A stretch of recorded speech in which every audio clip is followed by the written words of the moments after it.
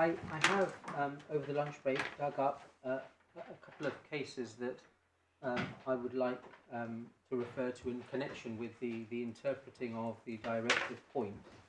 My lords don't have those cases. We have, I think, emailed them, but of course they won't have made their way. I wonder if it would be better for me to provide them later. I can make the submission and provide them later. I think it might be best if you make the submissions, and then we can think about where we go. Very well, my lord. So the first case is Metok, which is referred to in the Ibrahim case, and that's a Court of Justice decision from 2009. How do you spell Metok? M-T-O-C... M-E-T-O-C-K. Thank you. And the citation is 2009-2 Weekly Law Reports 821. What was the date of the decision? 2009. And this was soon after the directive had come into force, the 2004 directive. Not so soon, it's about 5 years later, but the cases worked their way up. And this was, I think, one of the first cases pursuant to the directive. And it's paragraph 93, which says, and this is a general principle of the way in which the directive needs to be interpreted, in the light of the necessity of not interpreting the provisions of Directive 2004-38 restrictively and not depriving them of their effectiveness, the words family members of union citizens who accompany them in Article 3.1 of that directive must be interpreted as referring both to the family members of a union citizen who entered the host member state with him and to those who reside with him in that member state, without it being necessary in the latter case to distinguish according to whether the nationals of non-member countries entered that member state before or after the union citizen, or before or after becoming his family members. It was decided in 2008, by the way, not 2009. 2008, my lord. The report is 2009. Yeah. And so, my lord, it's... What paragraph number, forgive me? 93. So, first of all, it's the principles that apply when interpreting the directive. And secondly, it's construing the word accompany in a very wide way, so that you're accompanying a family member, a union citizen, even if you form a relationship with the union citizen after he has arrived in the host member state.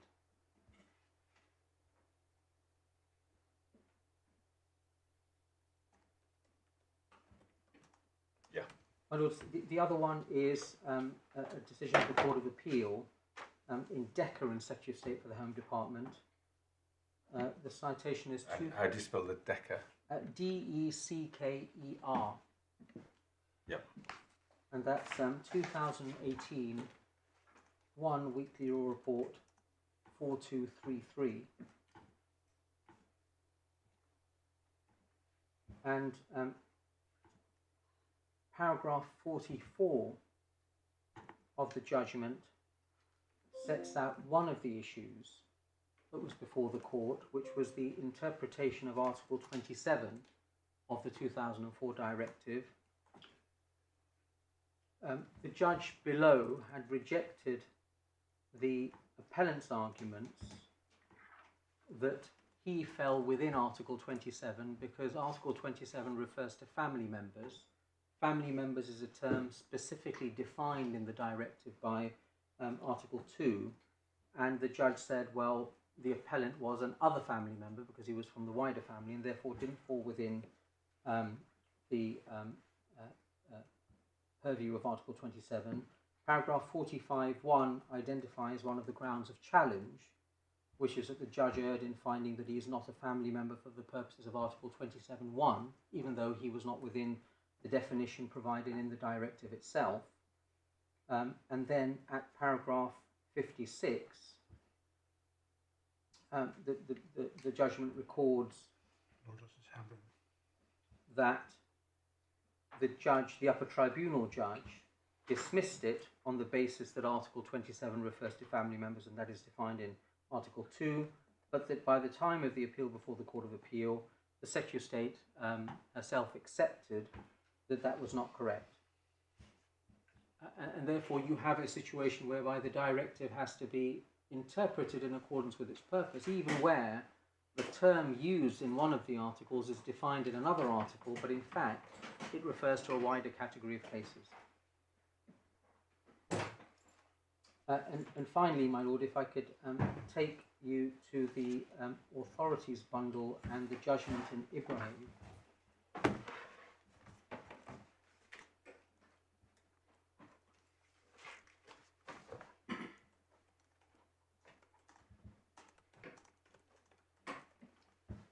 Paragraph 52, which is at page 142 of the bundle.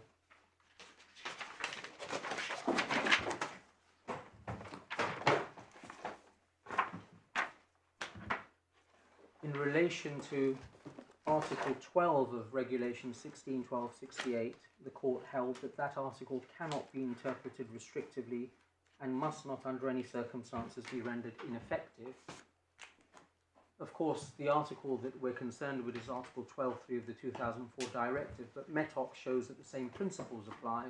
And of course, in Ibrahim, the Court itself stated that the protection provided by 12.3 was an extension of the protection provided by 1612/68, extending it to union citizens who are not workers in certain circumstances. And finally, my Lords, what I would say is that the way that the appellant would say that one looks at the withdrawal agreement is not to see whether the withdrawal agreement is consistent with 12.3, but to look at the text of the withdrawal agreement and use that as the starting point. And my submission would be that the assumption must be that the text of the withdrawal agreement reflects what the parties to the agreement considered the ambit of 12.3 was. And that is consistent with its purpose, with the principles of interpretation, and with the way that the directive generally has been drafted. And my Lord, finally, the case that I referred to where, again, looking at the 2004 directive, Lord Justice Sedley had commented upon the language being used in a provision being aspirational rather than legislative. That case is KG Sri Lanka and the Secretary of State. The citation, my Lord, that I have is 2008 EWCA Civ 13. I'm not sure whether there is a report. Sorry, 2008 EWCA Civ 13. Yes, I see. And it's paragraph 83 of that judgment.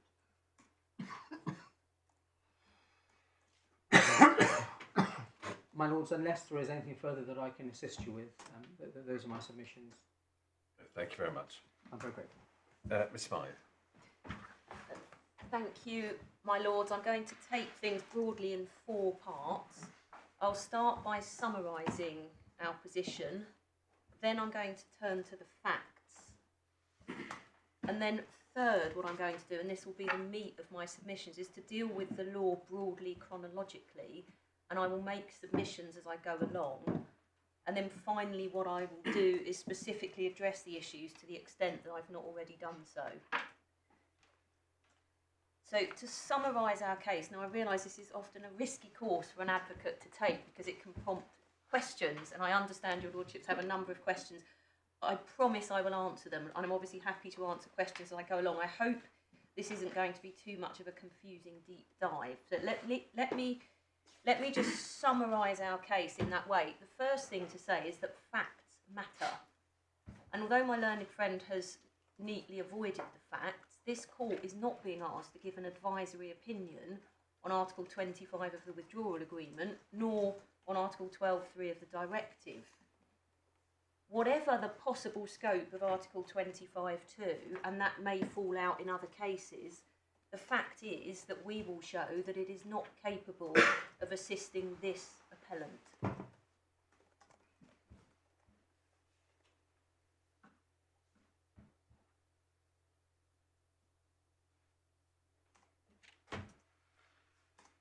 The second thing that I'd ask the court to do at this stage is take a step back and recall what this appeal is actually about. The ground of appeal that is being pursued is you have breached my rights under the withdrawal agreement, Secretary of State, and you have done so by refusing to give me leave under the domestic scheme called the EU settlement scheme. That's the scheme the appellant wants to have leave under. She thinks that's better for her now than the scheme that she actually has leave under and has had leave since 2016, which is Appendix FM. Has that been renewed again? Yes. We understand that it's now running to 2028, I think is the date. I'll get the precise dates. So what this case is really about is by refusing me leave under the EU settlement scheme, even though I've got leave under another route, no risk of me going anywhere, no risk of my child not completing an education, you've breached my rights under the withdrawal agreement. And that is why, in his skeleton, my learned friends was at pains to say, well, Appendix FM isn't really up to much, Appendix EU is better. But that's wrong, and he can't succeed on that basis. And again, I'll show the court why. So those are two headline points. And then third, what I want to do now is just invite the court to take a step back and look at why the outcome contended for in this case is a perverse one on the facts. In my next section, I'll drill down into the facts in a bit more detail, but broadly, the appellant's child's Nigerian national father married a French national who worked in the UK, we think, between 2010 and 2014. And that French national left the UK in 2014, we think. After that,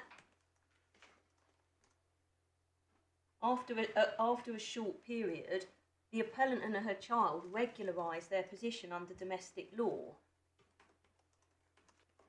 So the child naturalised as British in 2015. The appellant has had domestic leave since 2016, and as I've just said, continued to enjoy such leave. And importantly, we say, that leave that she chose to apply for was more advantageous than any residence right she could have enjoyed under EU law because it gave her access to public funds. And I'll note later why that was. So, for several years, EU law forgotten about, trucking along happily under domestic law, and then just as the UK leaves the EU, the appellant now seeks to rely on a new provision in the withdrawal agreement,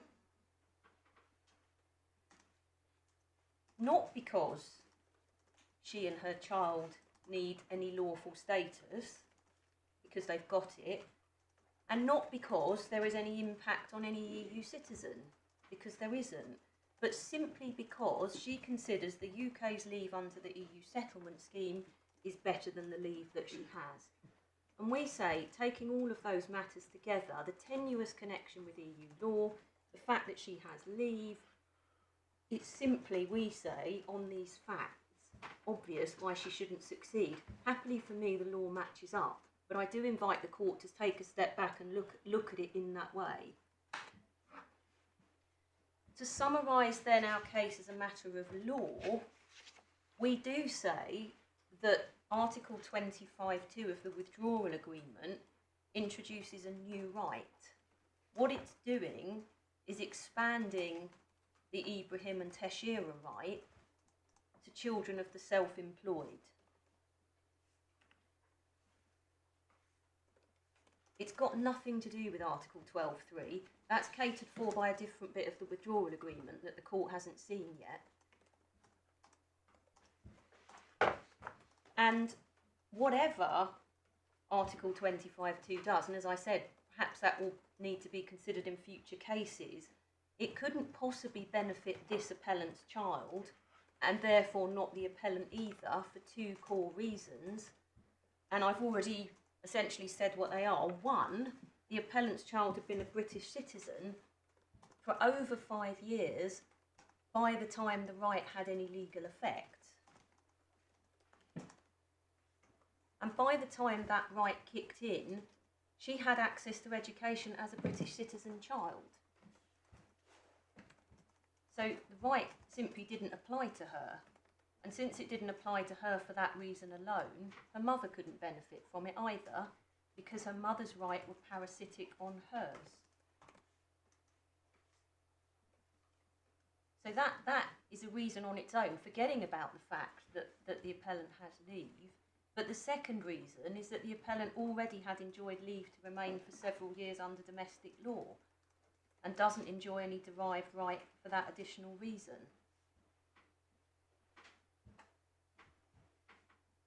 And even if we're wrong about all of that, and somehow she does benefit from Article 25(2) of the withdrawal agreement, that does not entitle her to any particular form of leave.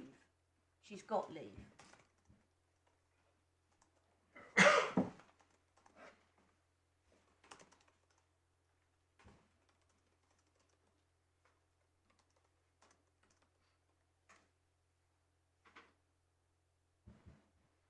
Still in my opening, let me just headline what we say about Article 12(3).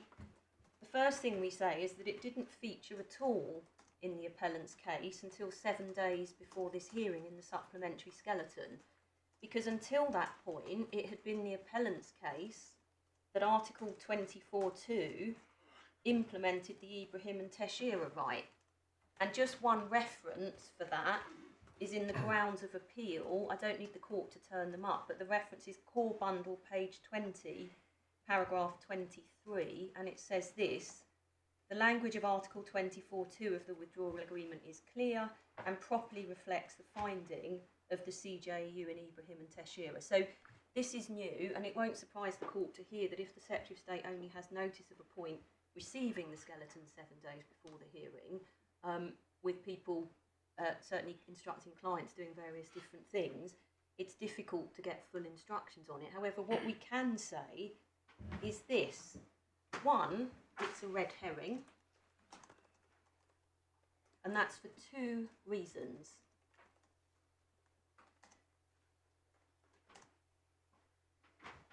The first, and it's a reason that's been picked up in questions, is that it can't confer a right to reside on the appellant when she didn't already have a right to reside. And I'll show the court passages in the Advocate General's opinion in both Teixeira and Al-Arafi, which explain the limits of the Article 12(3) right, and that's one of its limits.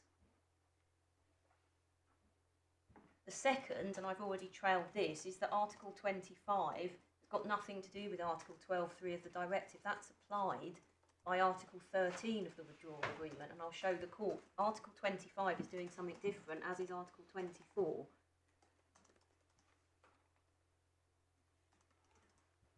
And then finally, even if I'm wrong about all of that, we say the Article 12(3) right will be subject to precisely the same constraints as the Ibrahim and Teixeira right. In other words, it can't be relied on now because the child is British and because the mother's got leave.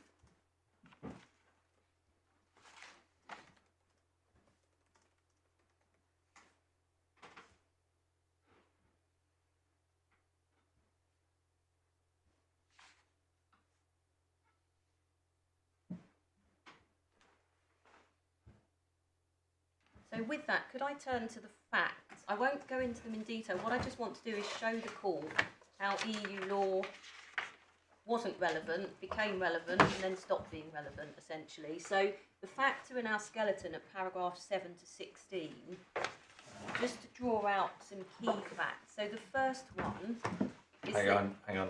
I'm sorry. Just catch up. What paragraph number? Paragraph in the skeleton, paragraphs 7 to 16. Thank you.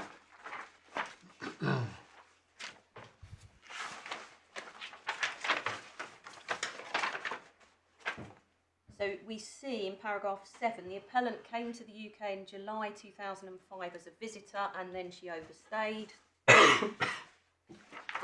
In the course of that overstaying, she had a brief relationship with another Nigerian national, and then her child was born.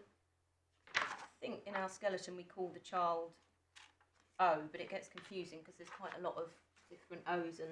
Well, the child's called O in the UT's judgment. Well, then I'll use O. So at that point when the child's born, there's obviously no connection at all with EU law. What there is presence here contrary to the UK's domestic immigration system, which governs the appellant and her partner. What then happens is that the father marries a French national, and for the court to note, we understand that she was self-employed as a hairdresser until at least April 2014, and the document for that was before the first tier, is at the supplementary bundle, page 178. The court doesn't need to... So the hairdresser was the CD? Was CD, was the hairdresser, yes.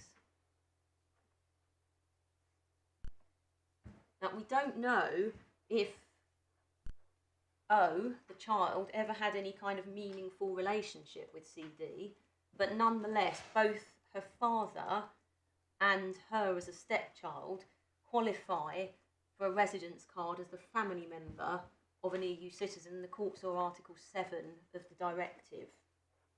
Now, crucially at this point, the appellant does not have any kind of right as a result of that, because she's not in a relationship with CD. So she doesn't have any EU law right at all. At what point are you saying? Certainly at this point, when the child and her father have got rights under Article 7, she has no EU law right. We would submit she doesn't ever have an EU law right, in fact, but I'll explain why. And just so we have articles of all sorts of different documents here. When you say Article 7, you mean Article 7 of... the directive, and I am going to come back to that. What I'm proposing to do is go through the law chronologically, so the court can see how the directive layers on to Boundbast and how the cases then layer on top of the directive. The mother would have had a right of residence under Ibrahim had the stepmother been a worker. Is that Yes. right? Say that again. If the stepmother had been working. Yes, because the Ibrahim. So right. Yes, the Ibrahim and Teshira right basically says once a child is installed or born and they have a parent who is a worker, but that means not self-employed, a worker, then they have a right to education, and their primary carer has a corresponding right to reside. But she didn't have that right, precisely because Article 25(2) wasn't even a glimmer in anybody's eye at that point. All that one had was Ibrahim and Teshira, and we know from Chop that right is only available to children of employed persons, and the court has been very clear about that, very clear about the limits of the right, and again I'll show the court that. We say that's all part of the contextual picture. So what then happens at some point, and we don't know the date and there's no findings about it, but it's certainly asserted that at some point the EU citizen leaves, and at that point this is speculation, but supposing that she has left, the appellant's daughter can have a retained right on the basis of the divorce provisions in Article 13, but there's still nothing for the mother. And because we say Article 12(3) of the directive... Hang on. So under the divorce proceedings, Article 13... Of the directive. Of the directive. Yeah. Because we say that Article 12(3) of the directive, which I know the court has looked at and will come back to, couldn't give the mother a right to reside when she hadn't previously enjoyed one, she doesn't have a right... The mother, the appellant, doesn't have any kind of EU law right at this point.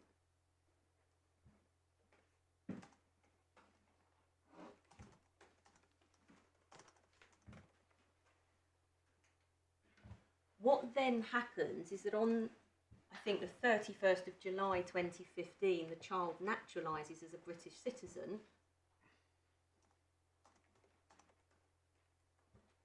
Now, two things to say about that. The first is that at that point, any tenuous connection with EU law, and we say it is tenuous on the facts of this case, has ended because the child is a British citizen. And again, I'll show the court a case about that. The only possible... When you say any tenuous connection, between what and what? Between the child and her EU law rights, but even more importantly, the relationship between the appellant and the woman that her husband married after her. So the only connection with EU law is that the father marries the French national. That's good enough to get something for the child. On these facts, it doesn't get anything for the appellant. We then say EU law, so far as the child is concerned, falls out of the picture once she gets British citizenship. But that then does give the mother the possibility of what's called a Zambrano right, because Zambrano, and I'm mindful that the court has been shown the case, but just to remind the court what Zambrano is, it was certainly regarded as quite a groundbreaking decision, because what it does is, regardless of the fact that there's been no exercise of free movement rights by anybody at all, it allows a British child residing in the UK to assert EU rights as against the UK, and it's the same in all the other member states. But they can only do that in very extreme circumstances. Essentially, the rationale behind the Zambrano right is if the primary carer is forced to leave the UK and the EU altogether, then the child's not able to exercise their EU law And the rights. fact that the child is a citizen doesn't deny her of that right. No, it's the thing that gives her the right, Right. essentially, because it's the unusual situation where a child is residing in its own member state of nationality, and where, if the primary carer were not granted a right of residence, the child would be forced to leave. In those circumstances, the primary carer gets the right of residence, because otherwise, say the child's forced to go to America, America doesn't let you exercise free movement rights. So that's the logic of it. The child can't be forced to leave the EU, so they can assert EU law rights as against the member state of nationality. It's very unusual, and certainly possibly could be said to have been controversial, but nonetheless it's well established, but it's also established that it's exceptional. The other thing about the Zambrano right is that it doesn't carry with it any entitlement to claim benefits. And that's the outcome of some litigation in this court and in the Supreme Court. But I don't need to trouble the court with the details, but that is the outcome. So what happened is that many people who could have asserted a Zambrano right but wanted benefits instead opted to apply for leave under Appendix FM because it gave them access to benefits. And that's what happened here.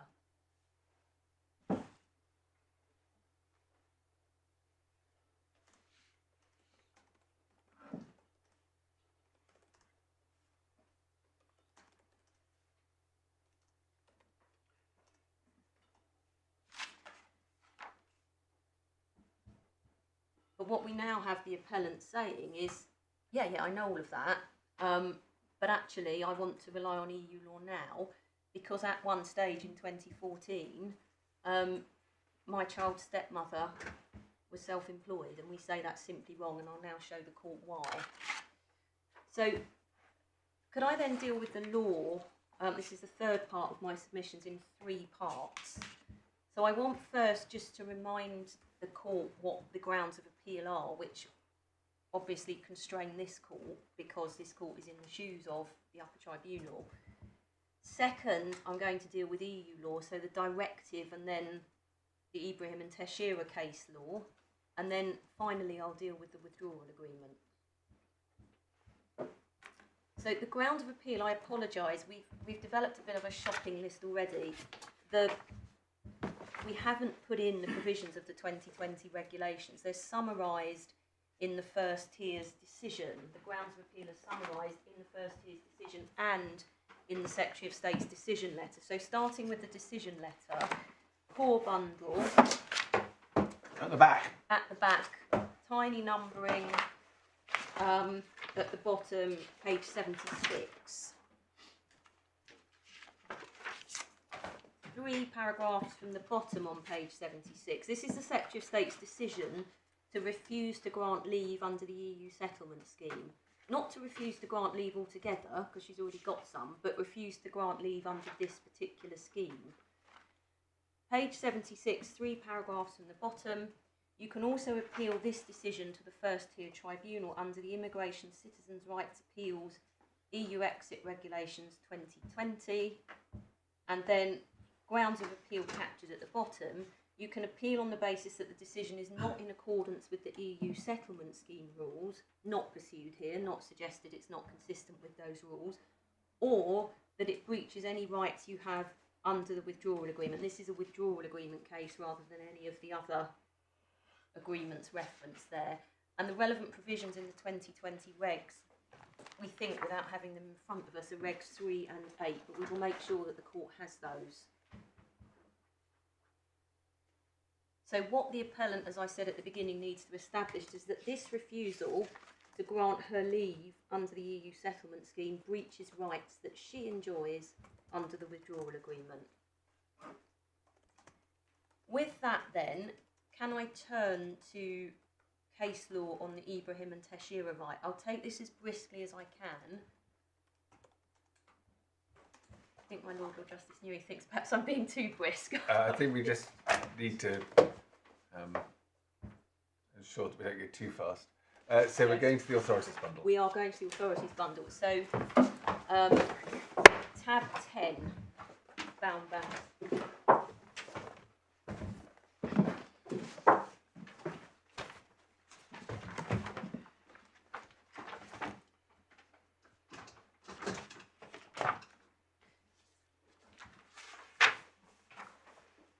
So can we start in the Advocate General's opinion, because it's been suggested that the court was proceeding on the basis that at the relevant time these applicants had leave to remain. That's wrong. They did get leave later, but if they'd had leave at the material time, they wouldn't have been appealing to the tribunals, ending up in a reference. So the reason that I'd ask the court to look at paragraph 37, and we'll look back at it, is because what the court is saying is, well, yes, they've been granted leave since, but we're proceeding on the basis of the facts in the tribunal decision. So if we start in paragraph 9 Of the opinion. of the opinion, which is on page 75,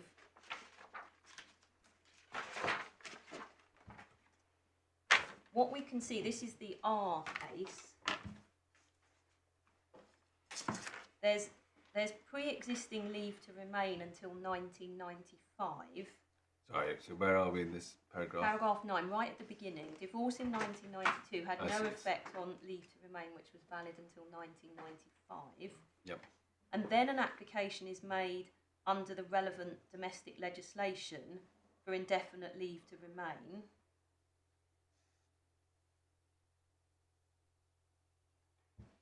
And then there's an appeal which is based on the right under the EC Treaty and the right to family life and discrimination.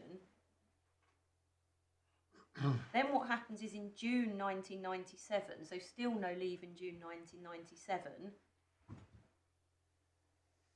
And then what happens is that subsequently Mrs R obtains indefinite leave to remain because in the meantime she'd married a British national.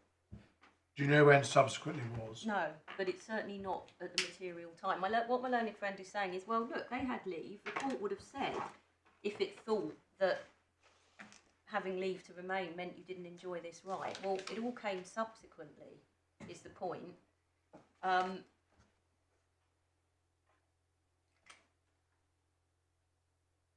What's the relevant date? So the date of the...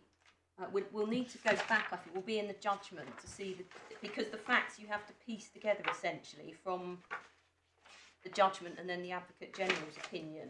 On the Baumbast case... Well, we're looking at R, aren't we? We were looking at R. Does your Lordship want to look at the judgment now on R? No, okay. We'll come back to it. So, still in the Advocate General's opinion, paragraph 12 is Baumbast.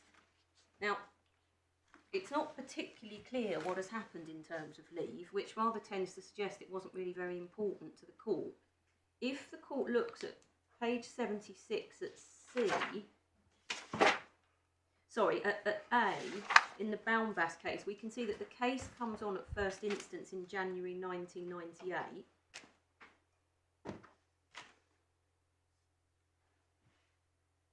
The tribunal, it wasn't then the first-tier tribunal, says that the children have a right of residence under Article 12. And then what happens is... sorry, where does it say that? it says that between B and C. Yes, I see. And then Mrs. Baumbast also obtained temporary leave to remain in the UK. Her rights in that regard are connected with the right of residence. So it seems, speculating, that the Secretary of State might have given some sort of temporary leave to implement the decision of the tribunal. But what the adjudicator is referring is nothing to do with the fact that she's been given temporary leave, but rather the prior question that they've won on in front of the first instance, the adjudicator, which is Article 12 of 1612/68. And then we see at paragraph 13 that it's not until June 1998 that the family gets indefinite leave to remain. But that's later.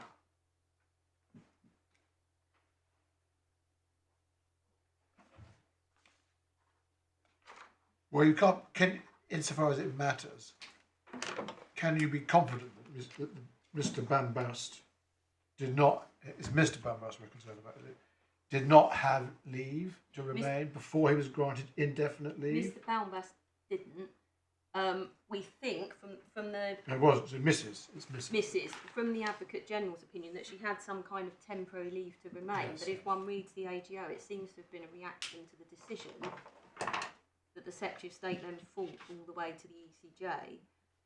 The other thing to say is that two things, I think. One, in these old days, the Secretary of State didn't implement EU law rights in the way that she does now. She also did that through her domestic leave system. So it's difficult to know by reading what leave people actually had and why. The second thing to say is it really doesn't help anybody to say, well, look, they had leave, because nobody argued it and the court didn't consider it. And that's not the way the ECJ works. And indeed, I'll show the court, I think, in a later judgment on a different issue where the ECJ says exactly that. Well, that wasn't argued in that case. So that's that, really. So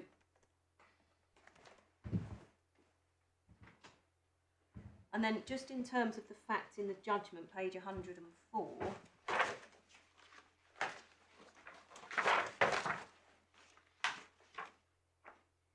we can see at paragraph 20, first of all, paragraph 18,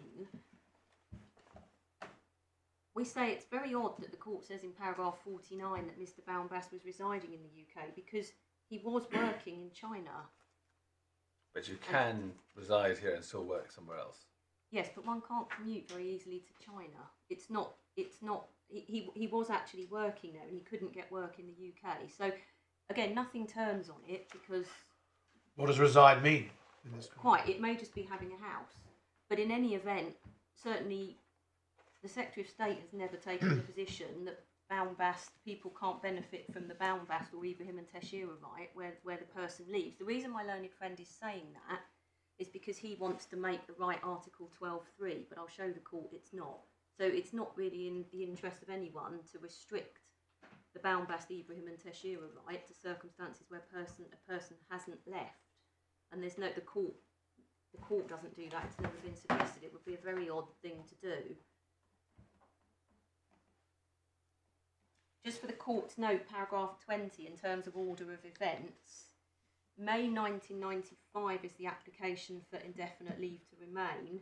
January 1996 is the Secretary of State's decision. And as I showed the court earlier, the leave doesn't come until 1998.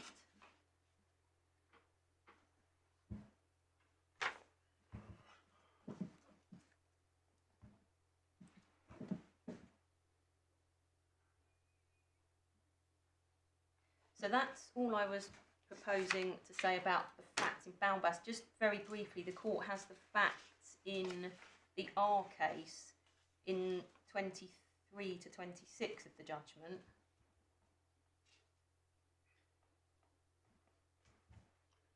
And what we can see there at paragraph 26 is the timings. The application comes in October 1995. December 96, the children get indefinite leave to remain, but the mother doesn't. And then it goes off to the adjudicator. And then subsequent to that, we saw from the AGO is when Mrs R gets leave. So nobody in this judgment is thinking, oh, we don't need to worry about the Ibrahim and Teshira right because they've got leave.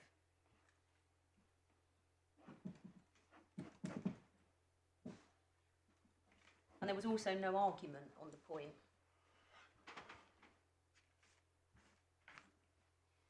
It's also evident if the court looks at the question that was actually being asked by the domestic court. So plainly what the court does is answer the question rather than start addressing hypothetical things. Paragraph 28 we've already seen. And then paragraph 29 says, as a preliminary point, it must be noted that between the commencement of the main proceedings and the reference, both Mrs Baumbast and her 2 children have been granted indefinite leave to remain, and Mrs R. In the case of Mrs R, that was probably granted because of her marriage, although no details in that regard have been provided by the National Tribunal. In those circumstances, it's necessary to determine whether the first 2 questions are admissible. So the court's looking at this to decide whether, should it not answer these questions because it's become academic. So all of that discussion that follows is about the admissibility of the questions. That's the only relevance that the leave has. And the court says at 32, because of course the commencement of the proceedings is where the questions get framed, so the fact that the facts change in between the commencement and the actual judgment doesn't matter, because what the ECJ does is decide it on the basis of the facts in the reference which come from the proceedings. So I'd invite the court, if it's particularly interested in that point, to read that passage in full, but it really is just about admissibility. Just for the court's note, the question is also framed at paragraph 39 and paragraph 64. Nowhere in paragraph 39 or 64 is there any reference to, and do they not have this right because they've got leave, because the court's considering the position at a prior date.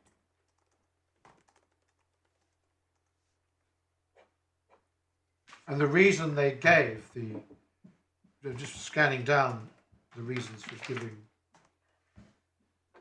ruling that the questions were admissible, were what? So paragraph 32 yes. essentially says, well, if the court they've asked, the courts, national courts have asked. Yeah, so we have to give a ruling. And then it says, paragraph 35, admittedly, indefinite leave to remain was granted on 23rd of June 1998. That is even before the National Tribunal's decision of May 1999, and to Mrs R. However, it's apparent from the observation submitted at that hearing that the leave was granted under English law, and that the question of the rights conferred under community law on the persons concerned has not been resolved definitively. So in other words, there's still a live issue that the court wants to decide about whether they enjoyed rights before the grant of this leave as a matter of community law. And then the court adds at 37, the National Tribunal has provided the court with a statement of the factual and legal context, and the factual and legal context is not the new information, which is in paragraph 29, it's the old information, which was they didn't have leave and they wanted to rely on EU law rights. Even if, though, the fact pattern had been different, it still wouldn't help my learned friend because the point isn't considered, it's not argued or considered. So the question was whether they had rights under EU law at a time when they didn't have rights under national law. And then the court has seen, I can take this briefly now, paragraph 52 is really the key passage, which is then repeated in later judgments, that to prevent a child of a citizen of the Union from continuing his education might dissuade that citizen from exercising the rights to freedom of movement laid down in Article 39. So in other words, when I'm thinking about when I go and work in France, actually, no, I won't, because if something changes, I'll need to whip my children out of education. Paragraph 52. Thank you. And then paragraph 64, which is getting on to, is there a right to reside for the parent? The UK in Boundbass didn't disagree that the children had a right to reside. The issue was about the right of the primary carer. Paragraph 64 uses the words, and this is just between E and F, to reside with them in order to facilitate the exercise of that right. Because obviously if you're a child and your primary carer isn't with you, you can hardly go to school on your own.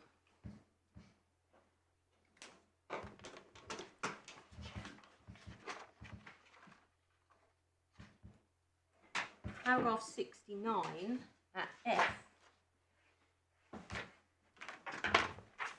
Article 12 of 1612/68 seeks in particular to ensure that children can undertake and where appropriate complete their education.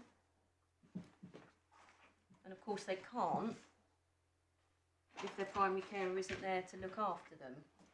And that sentiment is repeated in paragraph 71, which is sidelined. I don't need to take the court there. Just to note that the formulation in order to facilitate the exercise of that right is repeated in paragraph 75 and in the dispositif. So just pausing briefly, I'll make a note at the same time.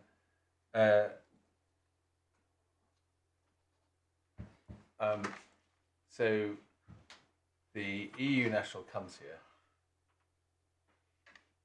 His child is naturalised. Does that mean that there is no derivative right on this basis? Yes, on the fact of this case, because the derivative right is a right of residence for the child, but a British citizen doesn't need a right of residence.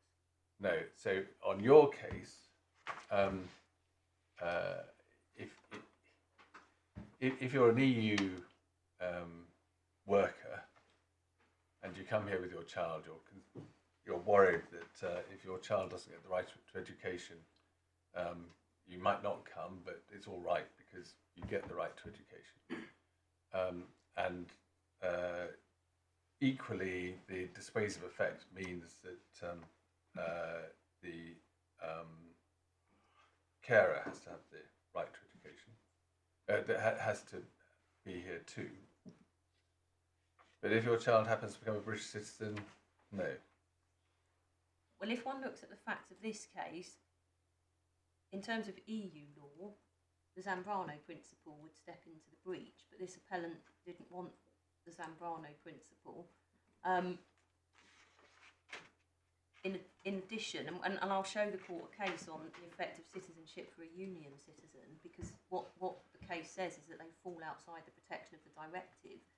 They get protection of the treaty, but of course a third country national can't get that protection. So yes, that would, although one, in those circumstances, and precisely as happened here, there's protection under domestic law. But that might or might not be so. EU law is supposed to operate regardless of what exists under domestic law. Yes, and it seems a bit of a hole if the fact that your child gets naturalised means you lose the protection of bound-bust. But if one looks at it as a whole, but the reality is that EU law is not all singing, all dancing. So let me give another example in terms of rights of residence, on the facts in terms of retained rights of residence. If somebody is in a host state married to an EU national, and they may have lived there for... Host state married to an EU national. Married to an EU national, and they may have been there for many, say 3 years, and then the EU national leaves the host state, leaves them, abandons them, goes to France, say they've been working here. There is case law of the ECJ which says in those circumstances the spouse loses their right of residence and they don't have any retained right of residence because at the point that the person leaves they lose any rights under the directive. So it might be said, well, that's a hole as well, but all the same, EU law doesn't give any protection. So what happened, in fact, and what the cases say, and there are very many cases talking about the protections of the directive, what they say is, well, this is really a balance, isn't it, between the rights of the state and the right of the state to protect its immigration system and its public finances versus the rights of the individual. Mr. Jafferty attached quite a lot of importance, I think, to the phrase irrespective of nationality in 56 and in 64. Yes, that doesn't help him. The only reason that's there is because at this point, to give third country national rights under EU law was fairly unusual. The starting point is that EU citizens have rights under EU law and third country nationals don't. So when the court is referring to regardless of nationality, what it's doing is saying, yes, third country national children get this right as well. It's not saying, and by the way, if you naturalise, you still get the right, because you don't, because you're then subject to, you have a right to be in your state by virtue of international Well, I think law. Mr. Jafferty would have us read it as the phrase irrespective of their nationality means it applies to British citizen children. That would be wrong, A, because it didn't arise on the facts, and B, for the reason I've just given, which is it's because this is concerned with third country national children. And irrespective of nationality is talking about irrespective of the fact that they don't have EU citizenship.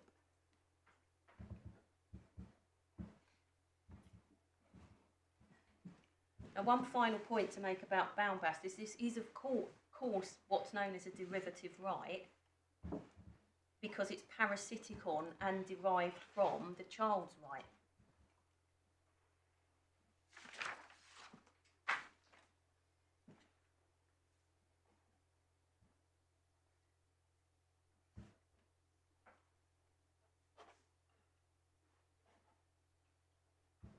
And apologies, having said I'd finished with bound-bast, just to make a point on paragraph 73, because Mr. Jafferty focused on one part of a phrase and not the other. So in paragraph 73, he focused on the words 3 lines down, necessarily implies that that child has the right to be accompanied by the person who is his primary carer. But the next bit of the phrase is important, and accordingly, that person is able to reside with him in that member state during his studies. So you need to be able to reside, because if you can't, the child can't pursue their education. And on the facts of this case, she was, of course, able to reside. She has been. So moving on to the directive, just so that the court... Just hang on one moment, I think about something.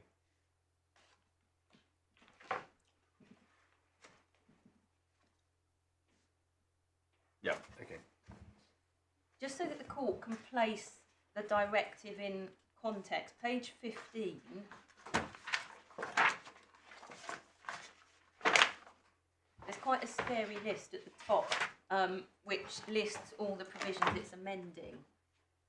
So there was a whole raft of various EU law instruments, and the directive was intended to bring everything together.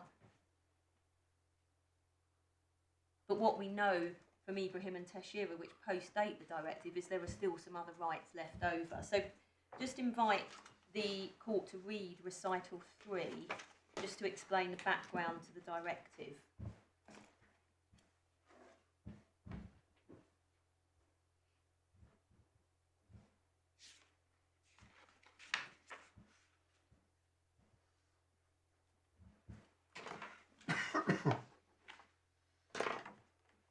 Now, while we are in the early provisions, page 21, Article 3, this directive, Article 3.1, this directive shall apply to all EU citizens who move to or reside in a member state other than that of which they are a national, and to their family members. So I'll show the court the decision in Lunez, which basically says once you naturalise, you are no longer a beneficiary of the directive. And we say if that's the case for EU citizens, then A fortiori, it must be the case for third country nationals. Sorry, which article were you then reading from? Article 3.1. Thank you. So even if you are merely acquiring dual nationality, you fall out of the protection. You fall out of the directive. What you get if you're an EU citizen, but only if you're an EU citizen who's exercised free movement rights, is a right to have your family members, and you get that directly from the treaty. But as at the time that the UK signed up to the withdrawal agreement, and indeed so far as I'm aware since, there has never been anything to say if a third country national has got an EU law right and then they naturalise, they can still pull out their EU law right from their back pocket. Luna's is quite unusual, and it's confined to the situation where somebody has exercised their free movement rights, and I'll show the court when we get there, but I just wanted to show Article 3.1. And then the court has... Just say, let's read this.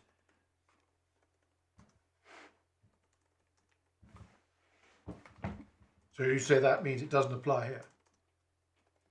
I mean, in a sense, the directive doesn't even... It's saying if you're a union citizen, of course the rights come from the union citizen. The union citizen does not have any rights under this directive if they acquire the nationality of the home member state, because they're not in a state other than that of which they are a national. Doesn't apply to O, is that right? Is that what you're saying? It wouldn't apply to CD if she'd become a British citizen. But we say if this is the position for EU citizens, then A40 Ori, a third country national, can't fare any better. Okay, right. Now, I just want to ask the court to look at Article 2 because of a point Mr. Jafferty made in his submissions, comparing the position of a spouse with the position in this case. So, which family members qualify? Article 2.1, the spouse. So if you are the spouse of a person exercising Article 7 rights in a host state, you qualify simply by virtue of being the spouse. What Mr. Jafferty said was, well, that's, you know, you wouldn't say for a person like that, because they've got a domestic law right, they don't qualify as a spouse. No, you wouldn't. But the reason for that is very simple. It's because all they need to do to qualify is to be a spouse. The difference here is that conditionality is built into the right. In other words, you only get the right if it's needed to avoid a child having to leave education. So it's completely different. And when you say the right, you mean the Bambast? I mean the Bambast right, yes.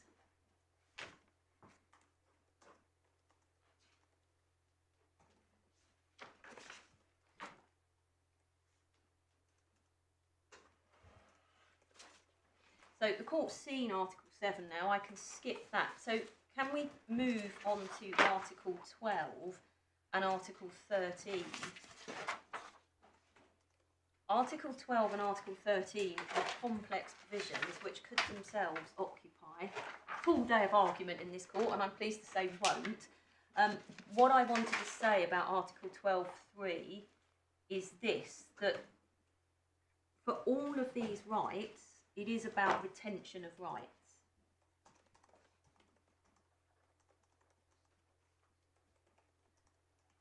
So our headline point on Article 12.3 is that it couldn't have benefited the appellant because she didn't have any pre-existing right to retain. What it can't do is give a primary carer a new right to reside if they've never had one. For that, they need to look to Ibrahim and Tashira. The other thing to say is that, quite apart from the fact it's covered in a different bit of the withdrawal agreement, it doesn't make sense to say Article 25.2 is preserving Article 12.3 because it's about departure and death, and that's not what Article 25.2 does. So it's a small point. There's much bigger problems for my learned friend, but it's different. So just understanding that point, I'm going to turn up 24.2 to... A good idea.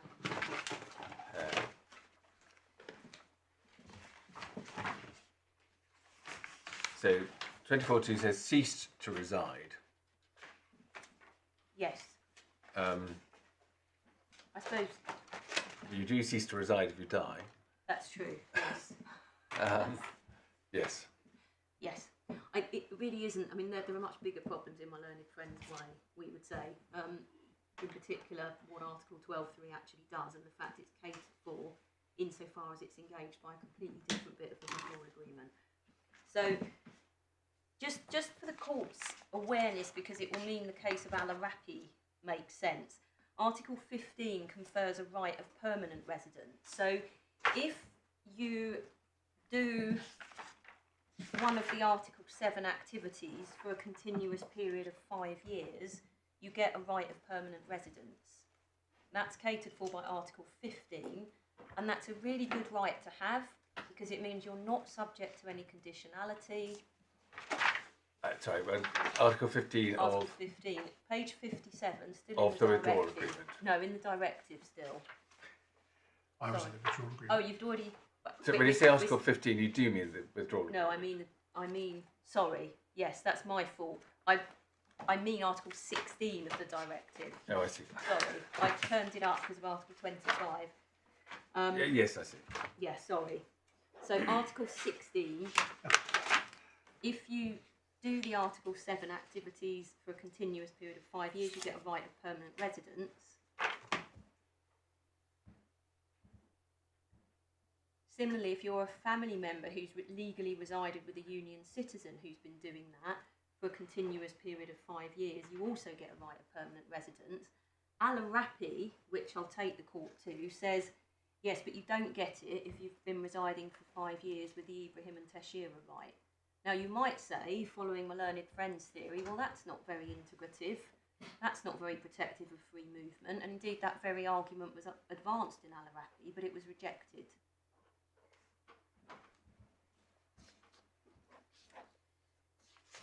Now, in relation, I'm not going to turn up the regulations because they've got no relevance whatsoever to this case. They've been revoked. They're retained in certain cases, but not for the purposes of this case. You mean the EU The 2016 regulations that Oh, the court has 2016. shown, I'm not going to address them because they've simply got no relevance here. They're perhaps of interest in showing how the Secretary of State implemented various things, but this is a case about a breach of the withdrawal agreement. So then we get to Ibrahim and Tashira, and the court's seen Ibrahim in some detail.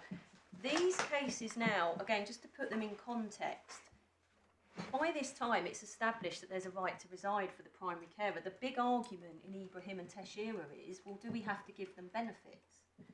Because clearly for the member states, that's significant. If a person can work in a member state for a short period, put the child in education, and thereafter their primary carer has a right to reside for 10, 15 years and access the state's social assistance system, that's significant. So the essential argument in Ibrahim and Tashira is, well, now the directive has come out, Miss Ibrahim and Miss Tashira don't qualify because there's a self-sufficiency condition attached to the Ibrahim and Tashira right. So that argument fails. But in rejecting it, we see the court again confirming what it said in Baumbast about the nature of the right. So turning briefly to Ibrahim, to the judgment, which begins at page 135, but paragraph 15 onwards are the key facts.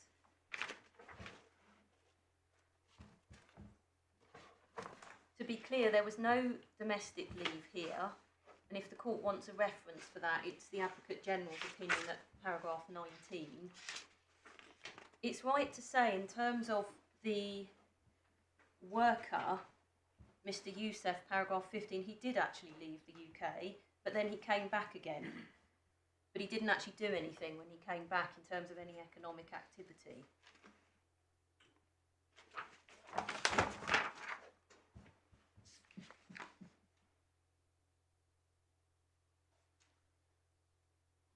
Now, I don't need to spend any time there because I'll just be repeating what I've already shown the court in Baumbast.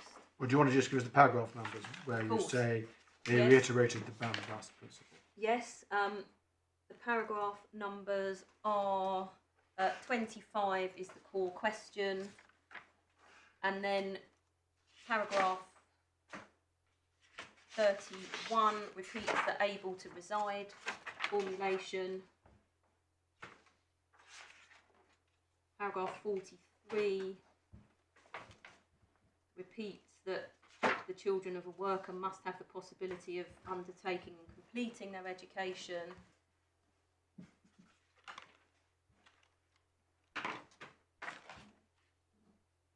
Paragraph 50 says that the parent can claim a right of residence. Paragraph 55 repeats the Baumbast formulation, that's at D.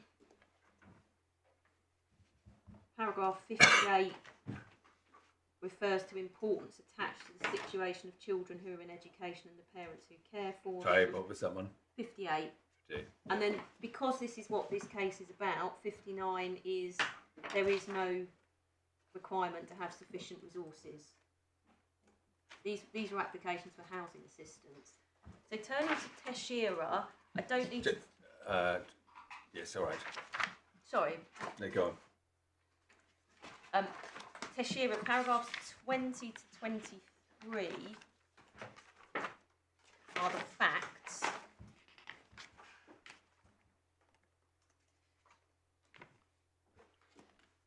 There's no question of any alternative right to reside here, so paragraph 28.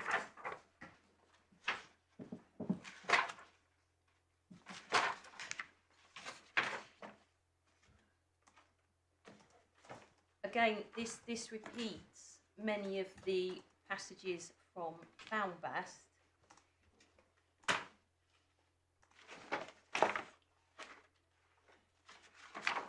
So paragraph 66 repeats the test.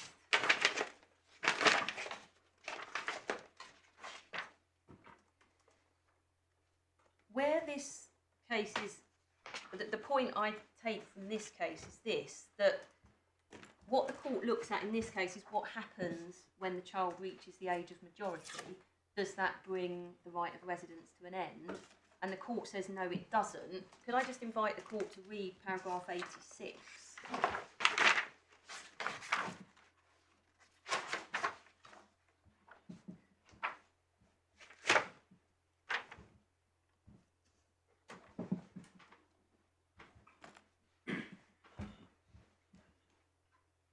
So it extended the right beyond 18. It extended the right beyond 18. Yes, exactly. So the passage begins, although children have reached the age of majority, paragraph 86, may nevertheless extend beyond that age, yes, if the child continues to need the presence and the care of that parent in order to be able to pursue and complete. So we say that sheds a light back on the situation before the child reaches their majority. Why does the primary carer get a right to reside? Because the child needs them there in order to be able to pursue and complete their education. I mean, that's sort of ambiguous. And a lot of these things are sort of ambiguous. Is the test, do you need your parent there? Or is the test, are the circumstances such that the parent needs an extra right so that you can have the parent there? Yes, because... I mean, if the test is simply, do you need the parent there, then who cares about whether they've got a domestic right already or not? Yes, it's essentially that you're looking at, and one has to remember here, of course, that we're approaching it at 5 years remove as well, with all the other hurdles. This appellant has leave, so in a sense it's academic in her case. What she says is, no, I don't like this leave, I want the other leave. But if we're trying to work out what the law is, you say, if you already have a domestic right, you can't have a derivative Baumbast right. Because you don't need it. And there, were the test, which you deny, simply, does the child need the parent, then you would get the right. If, on the other hand, the question is, do you need an extra right so that the parent can be there, then the domestic right is fatal. Yes. I would add, though, on these facts, that the appellant, and I said this at the beginning, the appellant needs to show that it's a breach of the withdrawal agreement not to have leave under the EU settlement scheme, because the ECJ might well say, why are you here? You've got leave.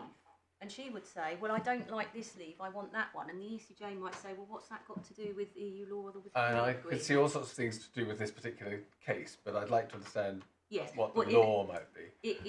It's do you need to give them a right to reside in order that the child can pursue their education? That's why I showed the court those words. Those paragraphs in Tajira 86 don't say that, do they? They say it's where the child, if the child continues to need the presence and care of that parent to pursue their education. Yes, because that's the way that you'd be looking at it when they're post-majority.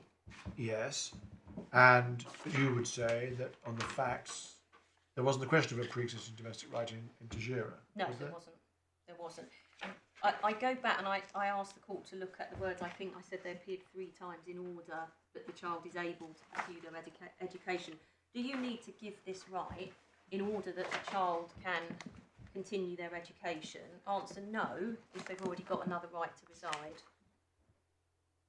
Well, sorry, it's my mistake for not giving the full quotation, 86.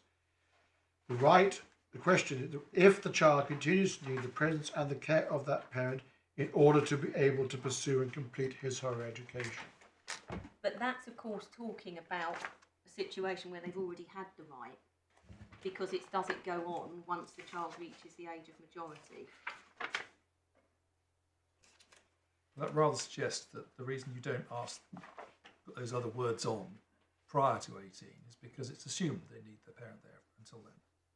Yes, but the question is exactly, it's assumed that the parent needs to be there, but the question is, do you need to give a right of residence? And the question is that necessary in order that the child be able to continue to pursue their education? Well, answer no, if they've already got a right.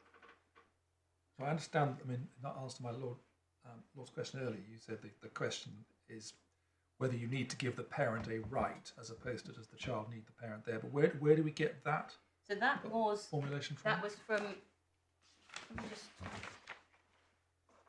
a couple of places. So I took the court to Boundbast. So it's to reside with them in order to facilitate the exercise of that right. Where's that? That's Boundbast, for example, paragraph 64. Boundbast, paragraph 73. Just a moment. But actually, 64 again. I'm not sure it's ambiguous. I mean, the parent has to have the right to reside with them in order to facilitate the exercise of the child's right to education. Well, that doesn't tell you whether the fact that you've got a parallel domestic right negates that. No, it doesn't, but of course the court wasn't specifically No. considering that question. But if one goes back to basic principle, why does a right need to be given in order that the child can pursue their education? But you might alternatively say, well, EU law doesn't normally worry too much about domestic rights. It worries about EU rights. Why should the Court of Justice think that the existence or not of a domestic right should be crucial? Well, certainly in the Zambrano context, it In does. Zambrano, yes. So one could say the same about Zambrano rights. One could Yes. say, well, okay, you've got domestic leave, but actually, in principle, since the child is still forced to leave the union, I should still have the EU law right, and that's wrong. Yes. And we say, although the fact pattern is different, this is still a derivative right, which is given in order that the child can do something. The question, that the situation is, look, we've got this child here, it needs to continue in education. The EU wants the child to be able to continue in education. And so if the primary carer needs to be given a right of residence for that to happen, then EU law will step in and make it happen. But it doesn't need to happen if the person's already got one. And can I just check another point? Boundbast deals with 2 rights, doesn't it? The right of the primary carer and the right of the child Yes. to stay. And you would say similarly, do you, that if the child already has a domestic right, they get no right to reside under Boundbast? They wouldn't need it. And when you say they wouldn't need it, you say because they wouldn't need it, they don't get it. Yes, because if they're a British citizen, Well, forget whether they're a British citizen or not. Suppose they have somehow some other right to reside, then they would not get a Boundbast right. that would be fairly unusual. When you're not a citizen, I'm yes. not. I can't think of a situation No, I see where the that's problem. happens because children. Sometimes, but often children who are born here they're not required, I think, to apply for leave. So it wouldn't necessarily play out in that way. Whether or not, if there were nothing domestically, EU law would step in. But it's in this case the issue doesn't arise because she naturalised as a British citizen. And really, we say you just need to take a step back and look at what is the EU law worried about. It wants the child to be able to continue in education, and therefore it wants the parent to be able to stay with the child. Well, the parent can stay with the child if the parent's already got a right of residence. What this right isn't about, and I think this is fundamental, is about conferring right to a particular form of leave or a particular type of residence for the primary carer, because that's the nub of it here. And whatever else might happen on different facts, on this fact there is leave, and the real complaint is I don't want that leave. And in my submission that can't be left out of account. It's a crucial part of the factual picture, and it answers in my submission Your Lordship's question, because EU law simply doesn't need to step in those circumstances. If it's about free movement, ultimately, it's all about free movement. But it's not anymore, actually, and Well, that's if it part was, of the irony of it was about free movement. Yeah, I know. If it was about free movement, then the fact that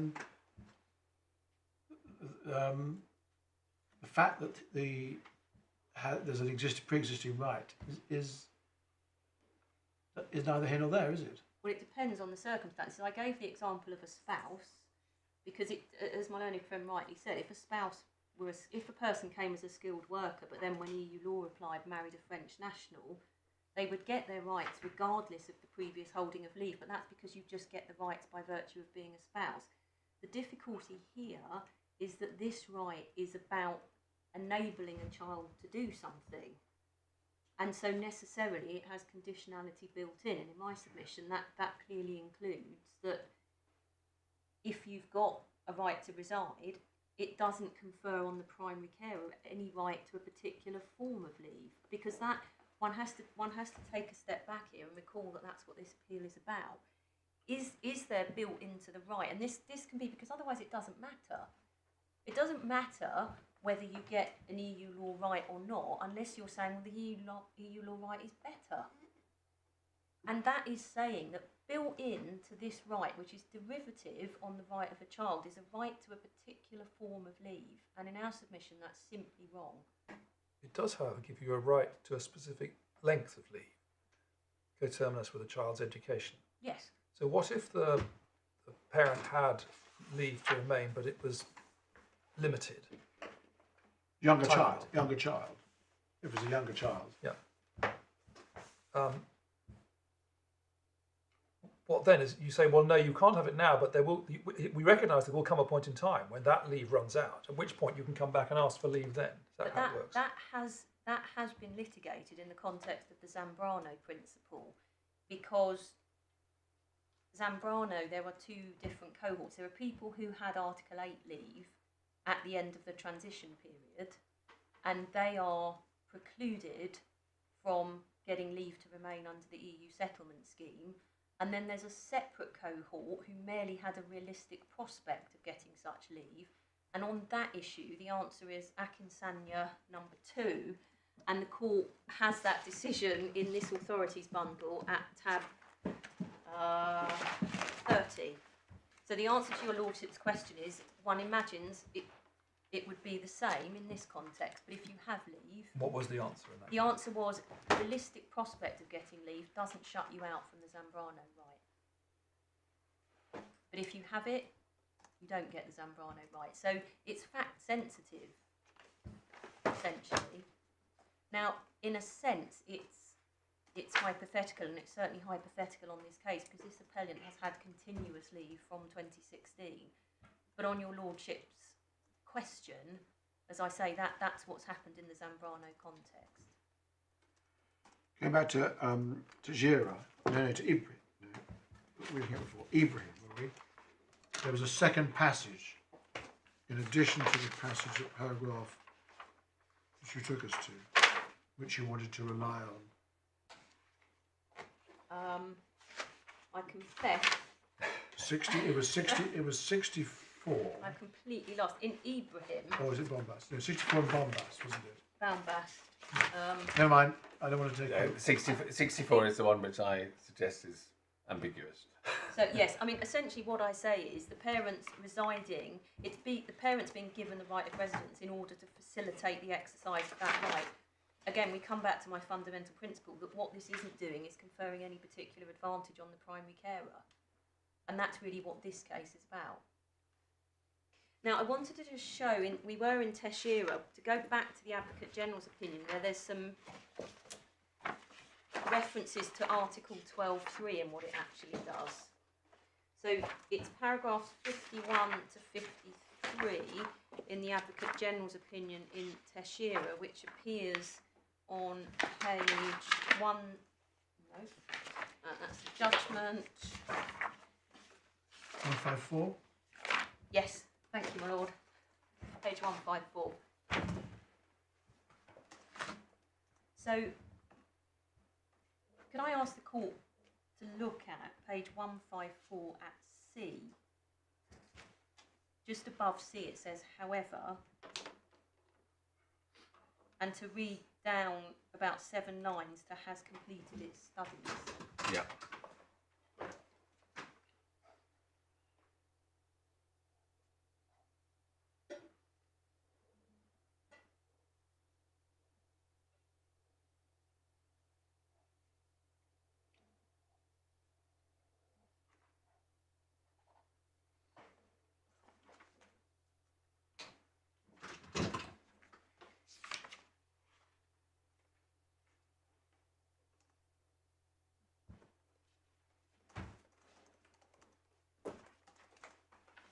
And then paragraph 52 and 53, the court could read those.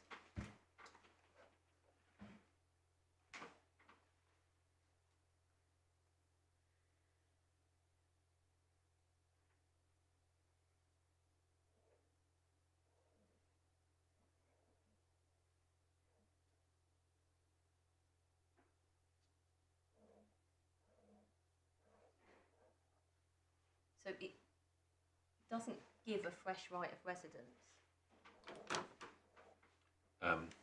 Sorry, what's the it?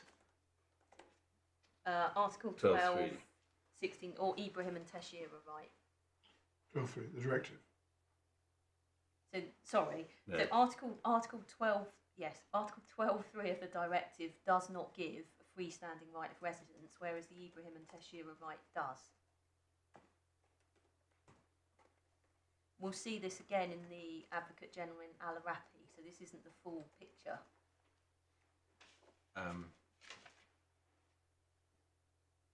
So when it's Mr. Jaffery talked about strengthening, but here the Advocate General is talking about widening the scope in some respects, but in terms of substantive scope, it's much narrower. Yes, and what one can't do is say, well, because the directive was intended to strengthen rights, that means every time there's a provision in the directive, it must be expansively interpreted, because I could show the court about 10 cases where that hasn't happened. The point here is that Article 12.3, as it exists in the directive, does not confer a freestanding right of residence. And you stress the words presumes the existence of a right Exactly. and merely directs that it be retained. Yes, and again, if I can just ask the court to take a step back, it would have been a very substantial right to have given in the directive without much fanfare to say that with no conditionality attached whatsoever, there's a new freestanding right of residence for a primary carer, because on these facts, the primary carer didn't have any right to reside. Does she get a new right to reside by virtue of Article 12.3? No.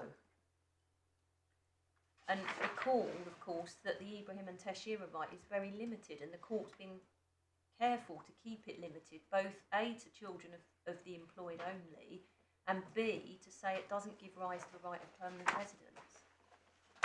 So in your case, it doesn't matter how the pre-existing right of residence arises, as long as there is but one. whatever there is preserved. Yes, but this appellant, for the reasons I showed the court when I was going through the facts, she didn't ever have an EU law right of residence. So she can't get a new one via Article 12.3. Presumably the Article 12.3 right, if it was a new right, would fall away if the worker came back. Sorry, I need to... 12.3 only arises on the Yes, that's right. Yes. on the worker leaving. So Yes. if the worker came back. Yes, and that's an important point, because that's the difference between EU law and the withdrawal agreement, and it's why sometimes the withdrawal agreement is actually more generous than EU law, because under EU law, it's precisely that. You can come back again and start working and just set up a whole new right. Can't do that anymore. So that's right. But yes, and one would say it would have needed much more clear language if it was to create a new right of residence for a primary carer who'd never had any right under the directive, and it doesn't do that. That's why, and in my experience, and it probably explains why there are so few cases dealing with it, because the Ibrahim and Teixeira right is generally regarded as being more advantageous. Because it will give you a right to reside where you've never previously had one under EU law, which will often be the case for a third country national primary carer. And because the decisions of the Court of Justice say it brings with it a right to claim social assistance. So nobody appears to be very enthusiastic about Article 12.3, and we would say this is why. So that's that bit of Teixeira. Just for the court to note, paragraph 59 Of the and- judgment or the well, advocate? still in the Advocate General's opinion, paragraph 59 is effectively saying this right is about making sure that the right to education is effective. So it's not about, we would say, conferring any particular right on the primary carer. The Advocate General there is rightly focusing on what this is, which is a right of the child to continue in education. And in that sense, the primary carer derives a right for that purpose, but for that purpose alone.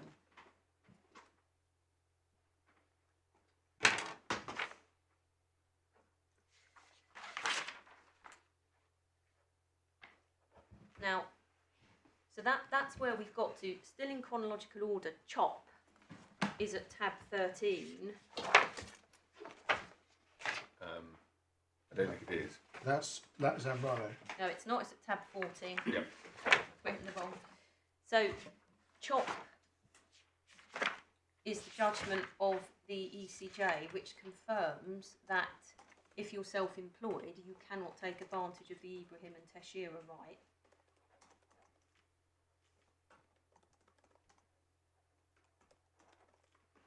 We've dealt with this in our skeleton.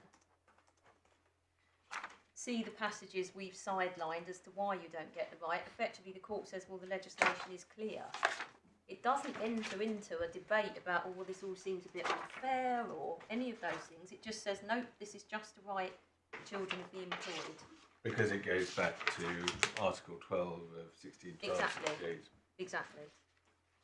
Just in case when the court comes to read this again and the court wonders why Miss Punakova gets the right on the facts, it's because at one stage her husband was employed. That's why we've put a footnote in our skeleton about that, but it is puzzling if you read this decision for the first time. We don't need to turn up Hrabkova, but that is a decision of this court confirming the principle in CHOP and declining to make a new reference about it.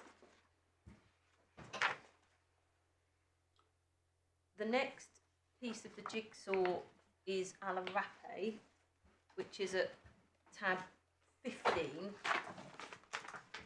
So I've gone out of chronological order, but only for Hrabkova.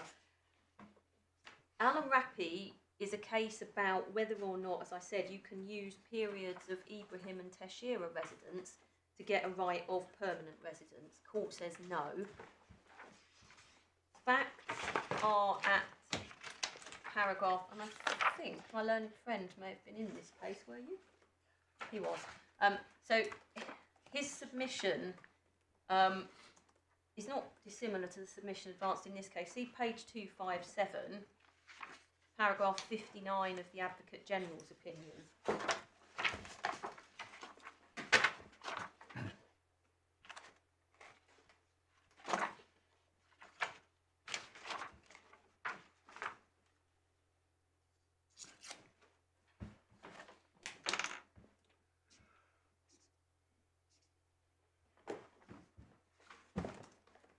So the submission is made to the court that you should give access to the status of permanent residence because otherwise it has a deterrent effect.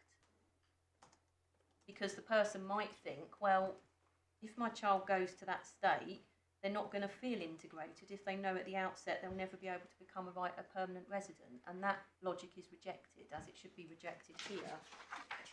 The facts of Al-Arafi, not particularly pertinent, but for the court's note, they're at paragraphs 15 to 17 of the judgment. The questions are at paragraph 22. The first four are all about what happens if the child's over the age of majority. They're not particularly interesting for present purposes. The court basically says it's a question of fact for the National Court. The interesting question is the fifth one. Do you get the right of permanent residence? That's at the bottom of page 270. So we don't need to look in my submission at the first four questions because they're in line with what we've seen in the other cases. But the fifth question begins at paragraph 32. The core reasoning, could I invite the court to read 39 to 40, which is why you don't get the right of permanent residence.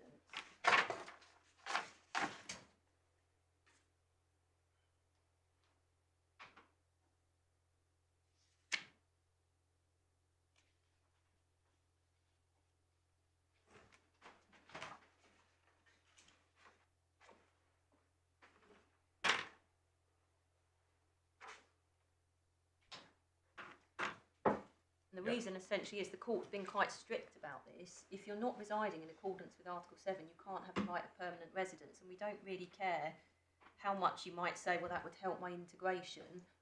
Doesn't matter. Could I then, while we're here, just ask the court to look at the end of paragraph 43,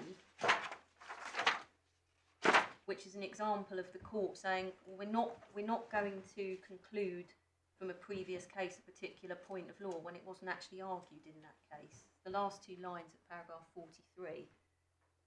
That's to deal with my learned friend's attempt to craft from Baumbast the finding that having leave doesn't matter. And then turning back to the Advocate General, paragraph 87.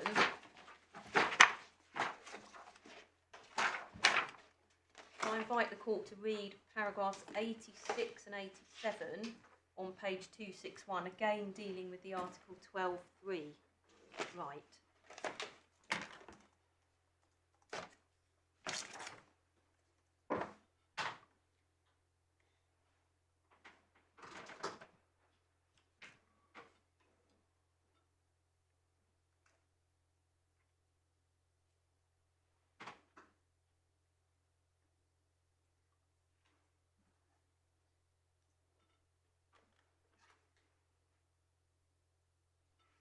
So, first thing is we see in the indented passage 4 lines down. Not nationals of member state. Yes. Because nationals of a member state, and particularly nationals in their own member state of nationality, aren't going to need that kind of protection. Now, the final point about being subject to enrolment at a secondary or post-secondary level, doesn't make it into the final cut, but we haven't had a chance to go back through the Travo to see why. It doesn't really matter particularly here. And then again, we get a paragraph 88. It doesn't create an autonomous and full right of residence equivalent to that produced by Article 12 of Regulation 1612/68. So, and then for completeness, just so that the court has it, why is there strictness about the conditions in which a right of permanent residence can be acquired? See paragraph 94, and I think this goes to my Lord Justice Newey's question earlier about, well, wouldn't this particular scenario offend against the right of free movement? This is balancing against that the fact that because it confers an entitlement to social assistance, there needs to be rigour in the conditions laid down for its acquisition, and that's an example of the interests of the state being taken into account, and there are other cases where the court does that more directly. I think, my Lord Justice Newey, you may have seen some of those in some of the older cases that we looked at in First-tier. So, just to take stock, overall those authorities we say show very significant limits in EU law, both as to the scope and nature of the right. It's only a right to reside so that the child can continue an education. It's for the benefit of the child, not the parent.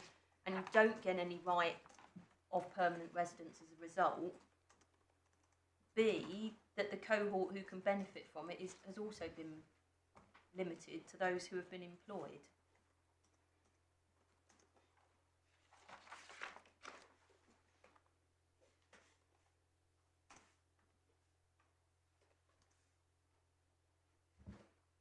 We say that Article 25(2) does introduce a new right for the self-employed, but it needs to be construed in the light of the EU case law and the limits that have been placed on the right, as well as the rationale for the right, and the fact that it doesn't confer any particular advantage on a primary carer.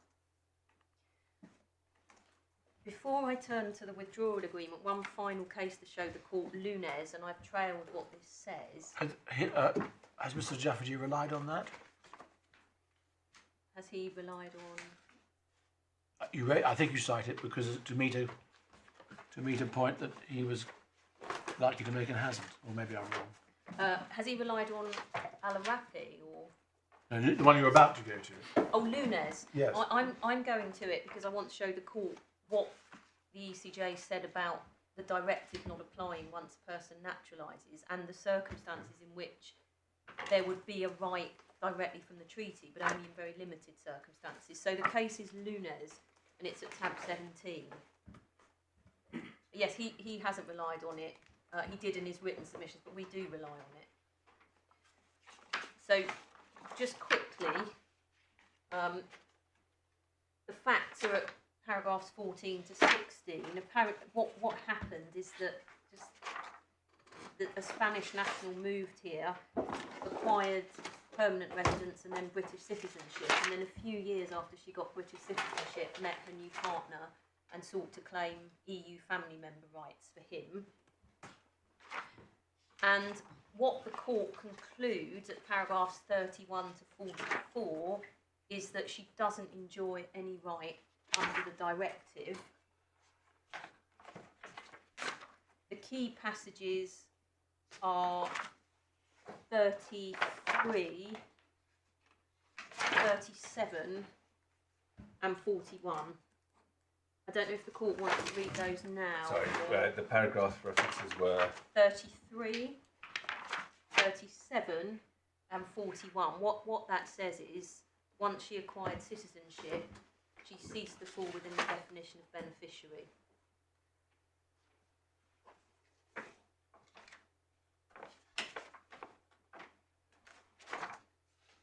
yeah. Now, what the court does go on to say is that she does, however, have a right which comes directly from the treaty to have family member rights, which are analogous to those in the directive.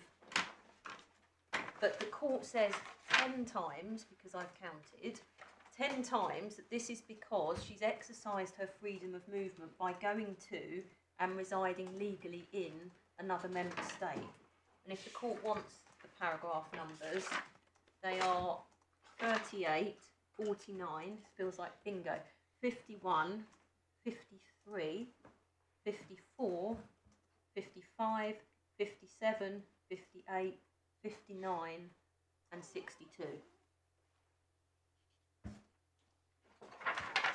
So what do you say the proposition in short is that you derive from Nunes? To the extent that somebody who's naturalised can enjoy any EU law rights, as at the end of the transition period, the jurisprudence of the CJEU was that a union citizen could, directly under the treaty, but only where they'd exercised the right of free movement. There is absolutely nothing to say that a third country national could benefit in that way, and indeed they don't enjoy any autonomous rights under the treaty. So there's nothing in Nunes that helps my learned friend. The starting point is the principle in paragraph 37. Under a principle of international law, a member state can't refuse its own nationals the right to enter its territory and reside there. So the directive doesn't cover it. But she does get family member rights because she's exercised the right of free movement. So that's, Nunes doesn't help my learned friend, it does help the Secretary of State. Moving then on to the withdrawal agreement.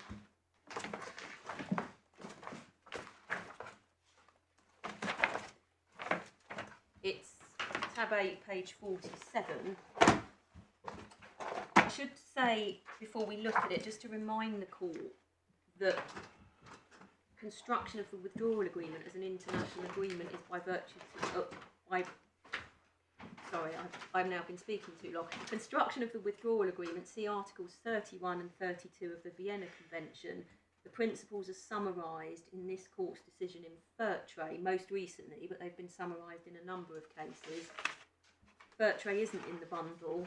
It's 2025 EWCA Civ 105.7, paragraphs 82 to 83. Essentially, it's to be interpreted in good faith in accordance with the ordinary meaning given to the terms of the treaty, but in light of its object and purpose.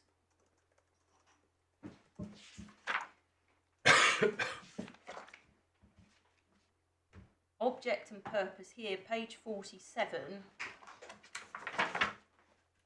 penultimate paragraph there, penultimate preamble. It's necessary to provide reciprocal protection for Union citizens and UK nationals, as well as their respective family members, where they've exercised free movement rights before a date set in this agreement, and to ensure their rights are enforceable and based on the principle of non-discrimination. And then, just so that the court has them in mind, Article 4.3 and 4.4 on page 51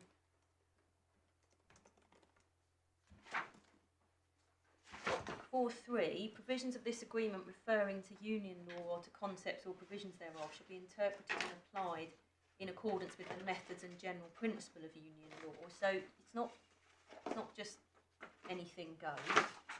And then Sorry, which paragraph is that? 4.3, and then 4.4, provisions of this agreement referring to EU law or to concepts or provisions thereof have to be interpreted in conformity with relevant case law of the Court of Justice of the EU handed down before the end of the transition period. And then we see that EU law is frozen as at the end of the transition period, see Article 6.1.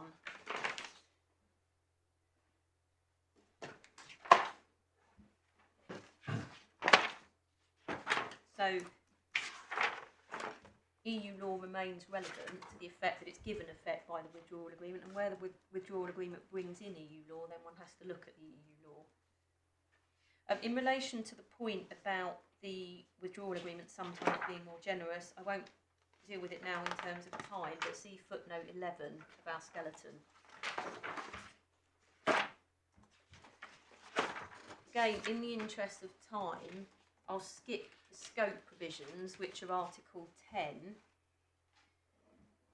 But just to note while we're here that what's relevant if somebody falls within scope is not what they might have been doing 10 years before the withdrawal agreement came into effect, but rather what they were doing immediately before the end of the transition period.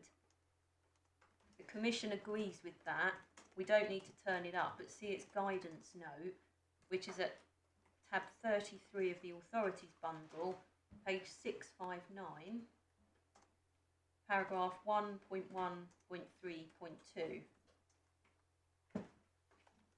Now that's unsurprising because what the member states are doing is taking a snapshot of everybody in their territory as at the end of the transition period, not people who might have done something historically, but people are actually doing it now at the point that the new arrangements come into effect. Title 2, Article 13. Title 2, Chapter 1 is essentially preserving various provisions in the directive. Expressly in Articles 13.2 and 3, it preserves Article 12.3. That's really in our submission the end of the argument that Article 25 does it. Hang on. So this is Article 13. Article 13. Article 13.1 is about Union citizens and UK nationals' right to reside. Article 13.2 is about EU citizens or UK national family members. Third line, the right in Article 12.3 is continued in effect by Article 13.2, and then it's continued in effect for third country national family members by Article 13.3. At no stage has this appellant ever said, I fall within Article 13 because of Article 12.3 of the directive. The reason that it's here is that this is the section that deals with rights that come from the directive. The later bits, including Article 24 and 25, are about rights which were left outside the directive. So we say really this, and the court wasn't taken to it, this really puts paid to the argument that Article 13.3 is implemented in some way by Article 24 or Article 25. It's not here.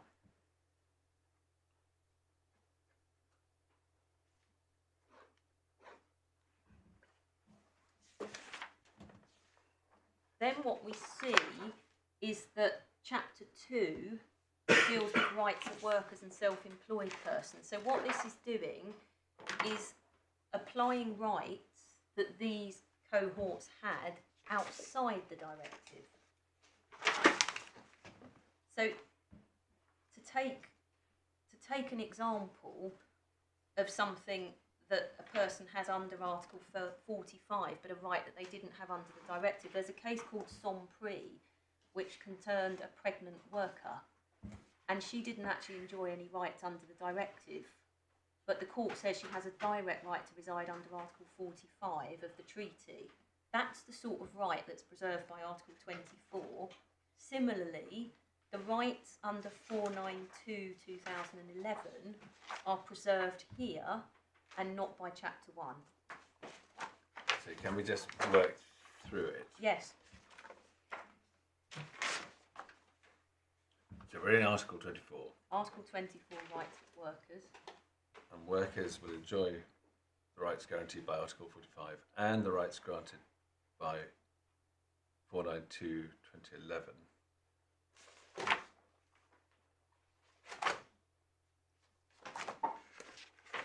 And then, To take E as an example, the right to social and tax advantages, that's a special right that comes from Regulation 492/2011, and it's considered in a case called JD, which the court has, but we don't need to turn up at tab 16.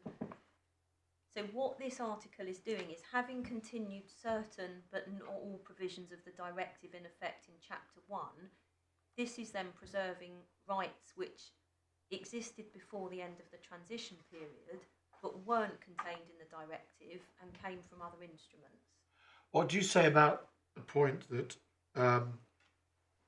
24(1)H couches this as a right? This is a right to a worker for their children. In other words, it's couched in terms of being the worker's right for their children to be admitted, etc. So Article 24(1)H is in effect repeating what's in Article 10, and then all that Article 24(2) does is in effect put into the withdrawal agreement the nub of the Ibrahim and the Tashira right. And one's got to remember, this isn't a statute. This is the parties sitting down thinking, right, what are we preserving, what are we not? They don't think, oh, that might come in there. They think, right, we want to spell out that the Ibrahim and Tashira right continues, so let's do it in Article 24(2). But that's not, sorry, Go on. it's not quite right, is it? Because Article 24(2) is only when the worker ceases to reside, whereas the Ibrahim right's broader than that. Yes, and there may be arguments about that in other cases, that because the Commission certainly take the view in their guidance note, and I'm not entirely sure whether the Secretary of State takes the same position. The Commission's guidance note thinks that it's much broader. Does the court want to see that? No, but Because it's- in substance, doesn't say in it. substance, what's in Article 24(2) reflects what's in Article 12(3), doesn't it, of the directive? Well, in my submission, no, because first of all, because recall that the parties have got a special place for where they deal with rights in the directive. When it comes to here, what they're thinking about is 492/2011 and Article 45. So, Well, that's one. Article 24(1). That's what's implementing what was otherwise in those provisions. But 2 is freestanding, isn't it? it is, but it's intimately connected with the things that come before. And certainly until a week ago, the appellant accepted that was an implementation of Ibrahim and Tashira. The government accepts it and the Commission accepts it. So the contracting parties to the withdrawal agreement say that's Ibrahim and Tashira. There isn't any need for that to address Article 12(3) because it's already been addressed. I'm probably only just catching up. But this doesn't really match Ibrahim, does it?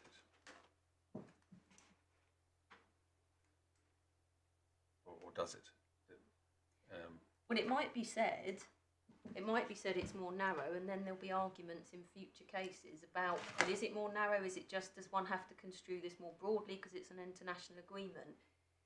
It doesn't actually arise in this case because the appellant doesn't benefit from Article 12(3, so it doesn't help her to say this is implementing Article 24. Sorry, doesn't help her to say this is implementing Article 12(3 because if it is, she failed for the reason that we've seen in the Advocate General's opinion. So it's actually, I think the point was made in argument that Article 12(3 is about you've already got a right, you're keeping something. This is actually conferring a right. So certainly the Commission say what this is doing is simply setting out in the withdrawal agreement the Ibrahim and Tashira right. So can I just break it down? In terms of 24(1), can you say that is not apt to capture the Ibrahim right? Well, it does because it's in H. Yeah. But the parties in my submission simply made clear in 24(2) that it would also confer a right on the primary carer. This court, as I said when I opened, doesn't actually have to decide some of those difficult questions, and they may well crop up in future cases. Yes. The reason this court doesn't have to decide it is for the reasons that it doesn't apply. So at the most simplistic level, even if 24(2) harks back to 12(3), you say that does this appellant no good because 12(3) merely preserves a pre-existing right of residence, and there was no pre-existing right of residence, and we can forget all about Ibrahim because that would have been incapable of giving a pre-existing right of residence because there was no worker in play. So that's straightforward. Then I just come back to this point that I raised with Mr. Jeffji. As you say, 12(3) says, I've lost it again, shall not entail loss. So that's sort of preserving whatever might be there. And then The withdrawal agreement says shall have the right. Yes, and that again, and there are. This, of course, is an international agreement. It's not drafted like legislation. But what it's doing, the government saying, the Commission in its guidance, is effectively continuing the Ibrahim and Teixeira right. Whether there'd be another case on facts where it's argued that it's not covered by cease to reside, I don't know. But effectively, because it's not Article 12.3, first because that's dealt with elsewhere, that's dealt with in the directive bit, which is Article 13, but also because what it's doing is positively conferring a right to reside, which is exactly what Ibrahim and Teixeira does. Your principal point is, isn't it, that Article 12.3 is about residence, and that's covered by Article, whatever it is, of 13. the 13 of the withdrawal agreement.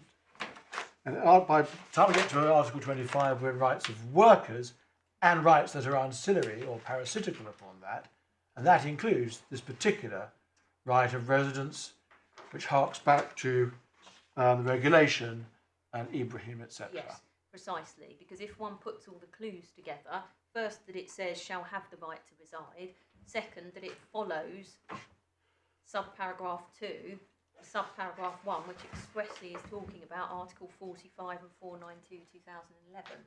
Can I confuse the issue one moment? So suppose that, as you say, 24.2 is not harking back to 12.3. Yes. We take it that the contracting parties have agreed on 24.2, forget about where it comes from, there it is. Then you look at its terms, and it says, where a direct descendant of a worker who has ceased to reside in the host state is in education in that state, the primary carer for that descendant shall have the right. So why doesn't it mean that? I mean, it no longer can be confined by reference to Article 12.3 because it's not reflecting Article 12.3. But when your lordship said, what does it mean? In what Well, sense if it's not reflecting 12.3 with its limitations in terms of preserving existing rights of residence, but rather is to be taken seriously as conferring a right, well, why doesn't that mean what it says? You get the right to reside. If you happen to be in the situation to which this refers, which is a direct descendant of a worker who ceased to reside in the host state and in education. So is your lordship's question, so therefore it doesn't matter that there's an alternative form of leave? Because we certainly accept that all other things being equal and putting the leave question to one side, it does confer a right to reside because Ibrahim and Teixeira does. But we say it's subject to the limits built into the right because this is using concept of EU law, you have to look at the case law. So you come back to my point about, well, what actually is the nature of the right that the primary carer enjoys? You look at that case law, it's a right to be there in order that the child can access education. It's not a right to any particular quality of residence right. I sort of see that, but now we're in a world where it isn't reflective of 12.3 and it doesn't mirror Ibrahim either.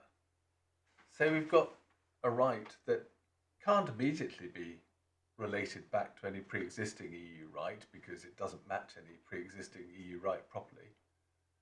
So why don't we just take it as meaning what it says? And then it doesn't matter whether you've got a domestic right or not. Because one has to read these provisions in light of the EU jurisprudence and the nature of the rights, the Article 4.3 and Article 4.4.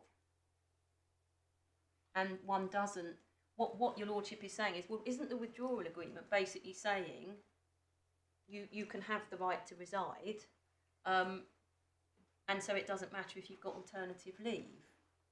Okay, if it does say that, she has got the right to reside, what's the problem? Her case is, I don't want this right to reside, I want another one, so she still fails.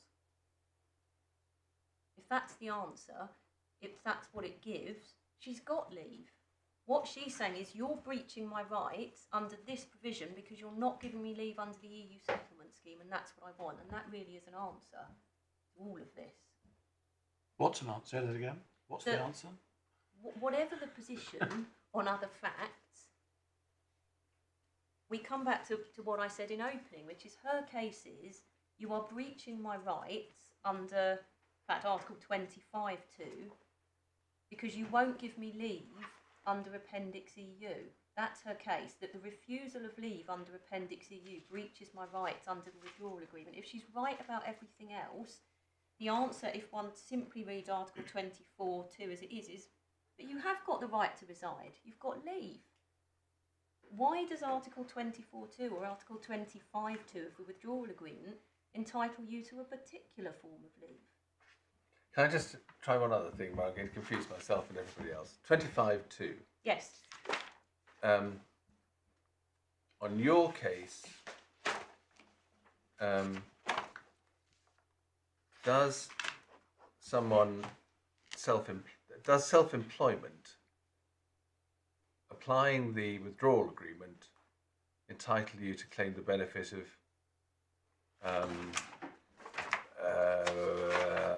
Article 12(3)? It did under the directive, but only if you already had a right. And it now, and under the withdrawal agreement, that still is the case, that it extends to children of the self-employed. So, two separate things. Article 12(3) was broader. The reason it wasn't much good to many people is because you already needed a right. You couldn't use it to get a right to reside for the first time. Article 24 is Ibrahim and Teshira right, i.e. I want a right for the first time, albeit subject to the slightly more tricky question that doesn't arise on these facts about in what particular circumstances might the right be more narrow in the withdrawal agreement. What Article 1225(2) does is this. It basically says we're also now going to let children of the self-employed enjoy this right under the withdrawal agreement. But, 2 points. Well, first, the Secretary of State says yes, but only if there is the hook of the person being self-employed as at the end of the transition period, not years before the end of the transition period, but as at the end of the transition period. Where does it say that? It's the point about scope.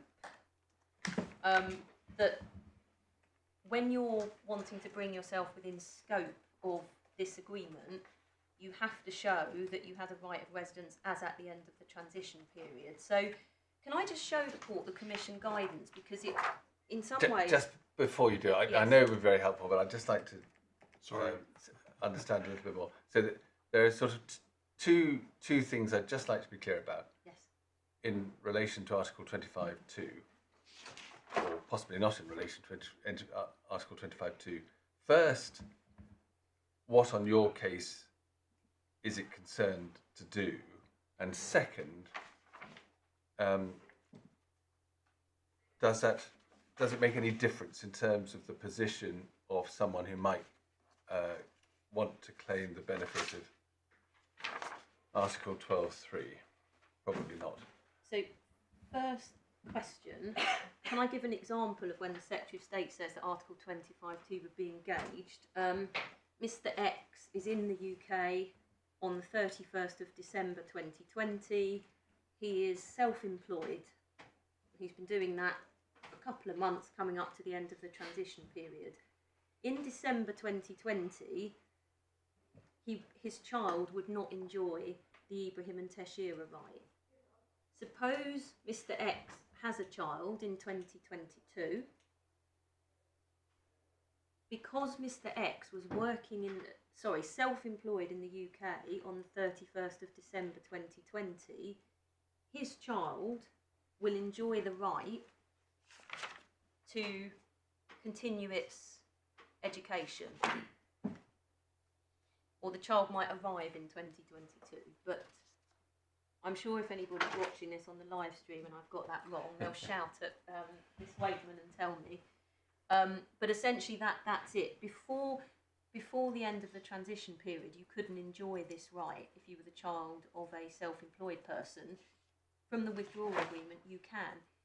The commission... So just to be clear, when you say the child enjoys the right, as an aspect of that, the carer enjoys the right. Exactly, yes. So what you say is that it was mutually agreed, because this will work in member states as well, Yes, exactly. that the Ibrahim right should apply in relation to the children of the self-employed. Yes. You were going to show. I'm sorry. Yes, no, sorry, go on. I was going to answer, I think, The scope point. You were going Yeah. to show something yes, in the scope point. before I do that, could I just answer the question about, well, how does this fit with Article 12.3? It doesn't. Article No. 12.3 is in a different bit. This bit isn't doing anything in terms of the directive. That's already happened in Article 13.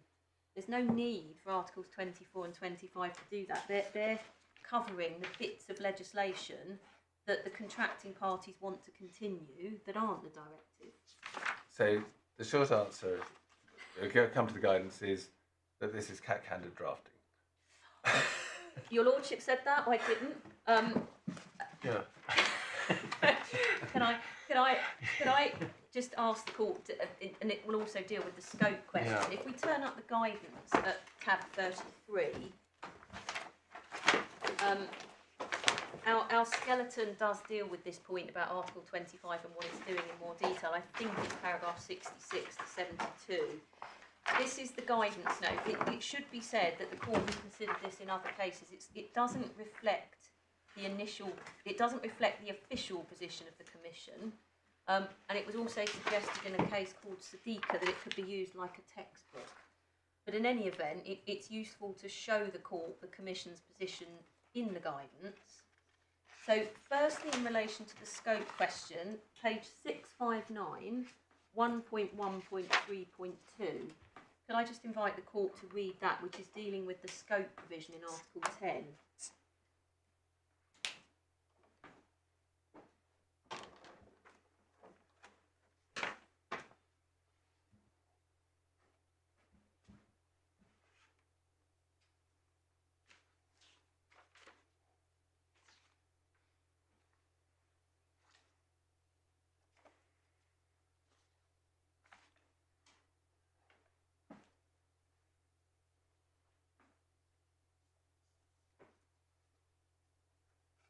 So it's got to be lawful residents as at the end of the transition period. And then what does the Commission say about Article 24.2? See page 676, 2.12.2. Again, could I just ask the court to read that?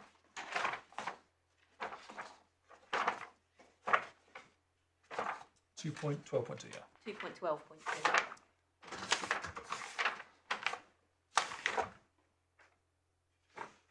So the way that the Commission interprets the word cease to reside is quite broad.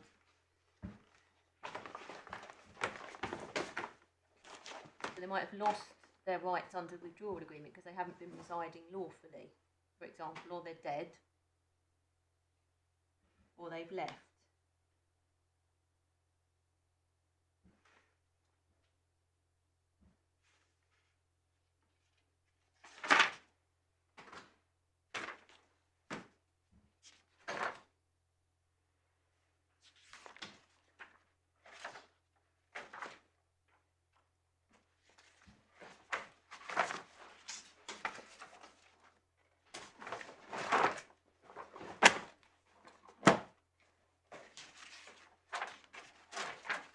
And then Article 25.2, page 678, 2.13.2. I don't know whether the court might also want to use the word cat-handed when it reads that. Well, it's just. I did. Other words are available, I think. It doesn't, I mean. I'm not using them. Because it basically, that renders it completely pointless, because to the extent provided for by CHOP is, well, you can't have it then. No. So that's why the Secretary of State has sought to make sense of it and to say, well, actually, yes, you can, provided you're in, this is all in our skeleton, provided you're in self-employment at the end of the transition period. Where do we get that? Is key to your point. Where do we get the at the end of the transition period qualification? Essentially, by construing Article 25.2 in the light of Article 10, and we say that in our skeleton argument, that really the underpinning this withdrawal agreement, because it's about protecting people from the end of the transition period, it bases, it sort of at its heart is looking at what somebody was doing at the end of the transition period. So if you read it as the Commission reads it, you get nothing. If you read it as the Secretary of State reads it, you have to be self-employed at the end of the transition period, and that's the way the Secretary of State has implemented it in the rules. Could I go back? Can I just go back to Yep, one point? please. Can I go back to your? It doesn't matter what kind of leave you've got. Leave so tough point. As my Lord Justice Zacaroli pointed out some time ago, the distinguishing feature here is Leave is coterminous with the child's education. So the leave which is being granted under 24(2) is not the same. It's a different sort of leave to the leave which she's got already. Well, actually, no, because under the EU settlement scheme, you get limited leave as well. So, what would happen is the leave would be renewed. This isn't leave under. Sorry, is this leave under the settlement scheme? No, that's what she wants. But to pick up my Lord Justice Zacaroli's point, she wouldn't fare any better in that particular respect under the EU settlement scheme, because unless she qualified for indefinite leave to remain, she'd still get a period of limited leave. She would, after 5 years, get the right to indefinite leave to remain, but in any event, the fact is that under Appendix FM, she's continued to get leave, and that's the way it works, and ultimately, at the end of that, after, I think, 10 years, there's a right to settle. So, one has to keep it in the day, in effect. Have you got leave on the day that you need it? Something could happen to the child. The child might not complete its education for all sorts of reasons. So it's not, what doesn't happen, and it certainly didn't happen under EU law, is that you say, right, okay, your child's 5, we're going to give you leave for a period of 11 years. But isn't that what Article, forgive me for getting across here, isn't that what Article 24(2) does? It gives the right to reside for a period coterminous with the child's education. For as long as the child is in education. But as I've said, if something were to happen to the child, the right would end. So it's not, it's given in chunks. Yeah. Indeed, so is leave under Appendix F. Isn't it given for a period of No. a coterminous education, but that's uncertain. No, and that wasn't how it was done. It certainly my understanding, and again I'll be corrected if I'm wrong, and I feel this might be a case where there's going to be perhaps a post-hearing note. We've been taking note of some of the questions the court's had that we promised to address, that even under the 2016 regulations, you wouldn't be given a piece of paper saying, here you go, you can reside here until your child is 16. That's not how it worked. All that you need to know is you've got your leave for a period, and if the child's still in education, you get more. Under the 2016 regulations, that was done with residence documentation. For this appellant, she's getting her leave through Appendix FM. Can I just, for the court's note, on this question about quality of residence, because it was considered by the High Court in Akinsanya number 2, and that's at tab 30. I see the time. Yes. Could I ask the court just to note that Mr. Justice Eyre deals with this very argument? It was put as a discrimination argument in Akinsanya, and he deals with it at paragraphs 125 to 126, pages 643 to 644. It wasn't, that was a discrimination argument, but the points hold good in this context, where we're saying, even if my learned friend is right on every other point, how is it a breach of Article 25(2) to give her leave under Appendix FM and not under Appendix EU? That's to import considerations that have nothing to do with what the withdrawal agreement and indeed the Ibrahim and Teixeira right are doing. How is leave under Appendix FM determined, the period of leave determined by the Secretary of State?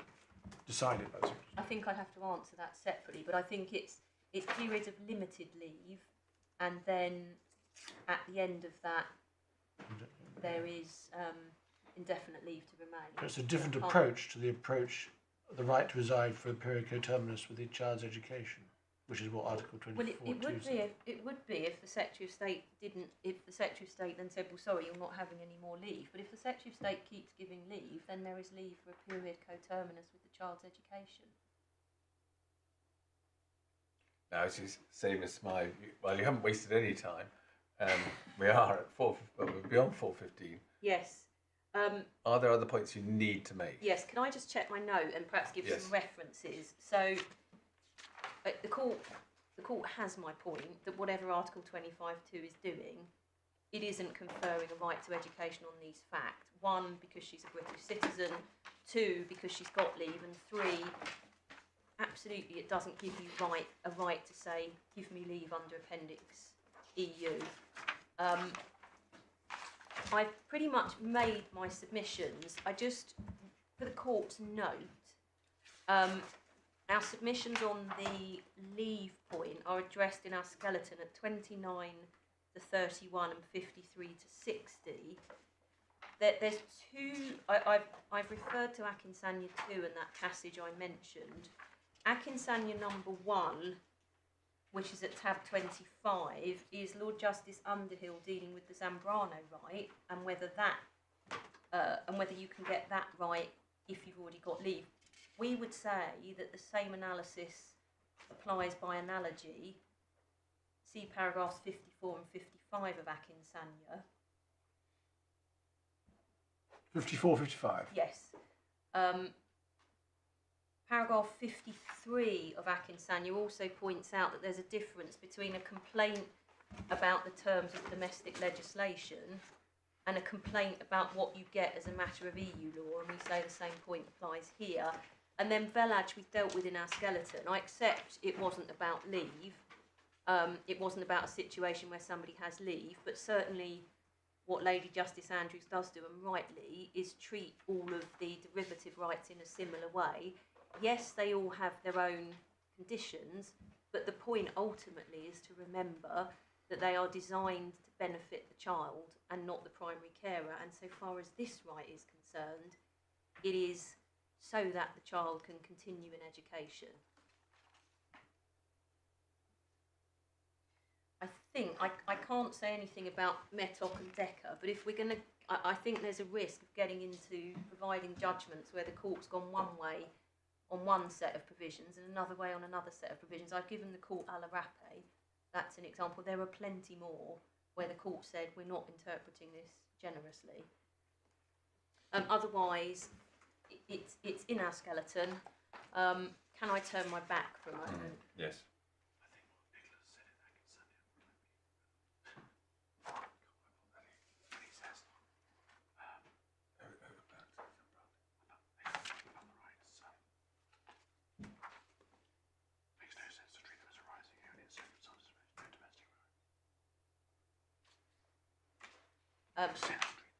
I'm sorry, I was laughing about Cat Candid and the further comment. It's just so 2 points. First, she was granted further leave to remain on the 22nd of October 2025. Sorry, further leave to remain. 22nd of October 2025, and that was valid until the 11th of May 2028. 23rd of May. 11th of May 2028. The second point in relation to this quality of leave point is to just remind the court about paragraph 50 of the Upper Tribunal's decision, where it talks about the advantages of Appendix FM leave. And it says in some senses it's more steady, and that's of course coming from an expert tribunal familiar with both routes.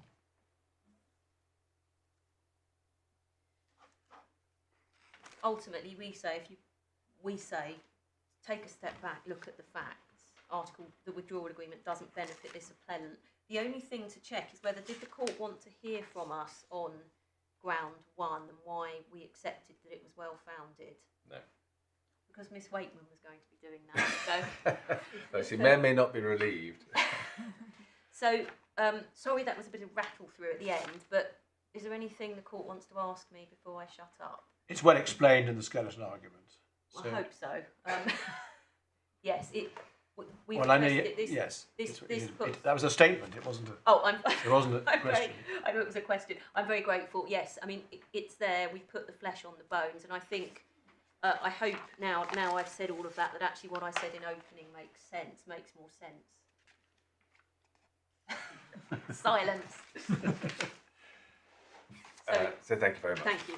Mr. Jafferty.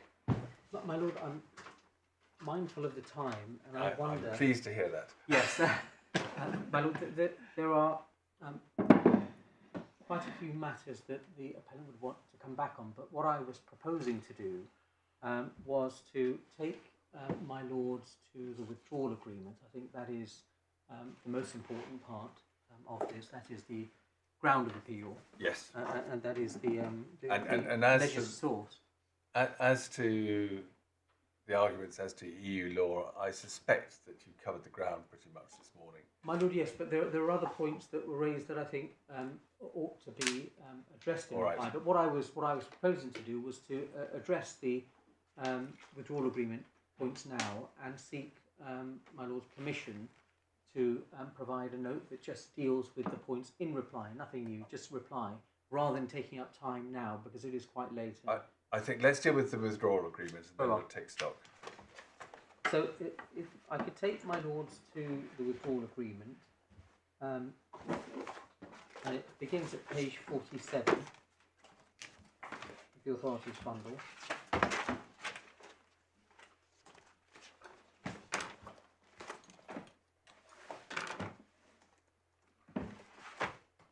My lord will see in Article 2 the definitions, and that defines what union law means.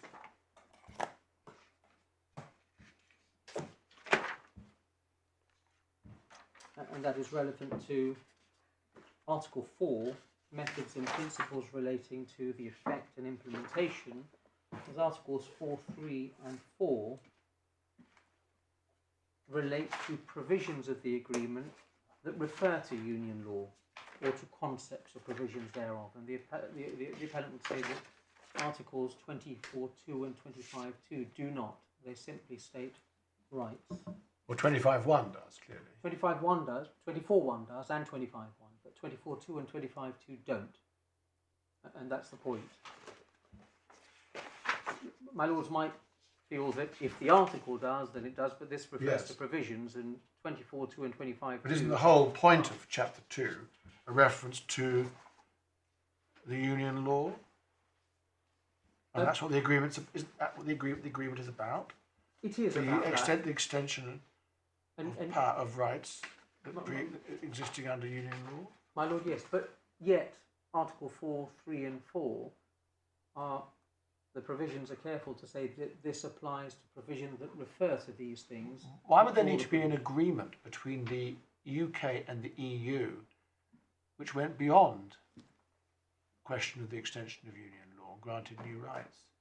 My lord, that is a good question, but the respondent's case is that the withdrawal agreement does go beyond, and we do not have an explanation for that. What's the legal force of it in those circumstances? If it doesn't, if it goes beyond, it's an agreement between the UK and the EU. Yes. If it relates to something which goes beyond, goes beyond the union law, what's the point of it? And what's the force of it? Maybe that is a consideration to take into account when assessing the provision and deciding that it does go beyond. That does it really go beyond? And I'll take my lords to the provisions that I say show that it doesn't go beyond, because actually 24.2 and 25.2 do relate back to 12.3, and one has to read carefully the provision that my learned friend took my lords to, which was the key provision, Article 13. But before we get to Article 13, if I could take my lords to Article 9, because there you have definitions, and the key definition for the purposes of reading the provisions that we need to read is the definition of family members. And my lords will see at Article 9a, family members are defined essentially in the same way that family members are defined in the directive, and it is common ground that the appellant was not and is not a family member. The appellant's daughter is, was, but the appellant herself is not. And then the personal scope at Article 10 includes also the appellant's daughter at 1F.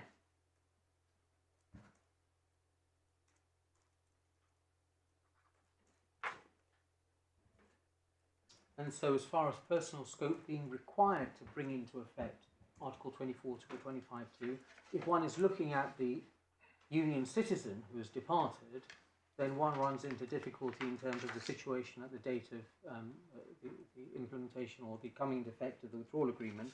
But if one is looking at the daughter, who is the key person in all of this, then one doesn't.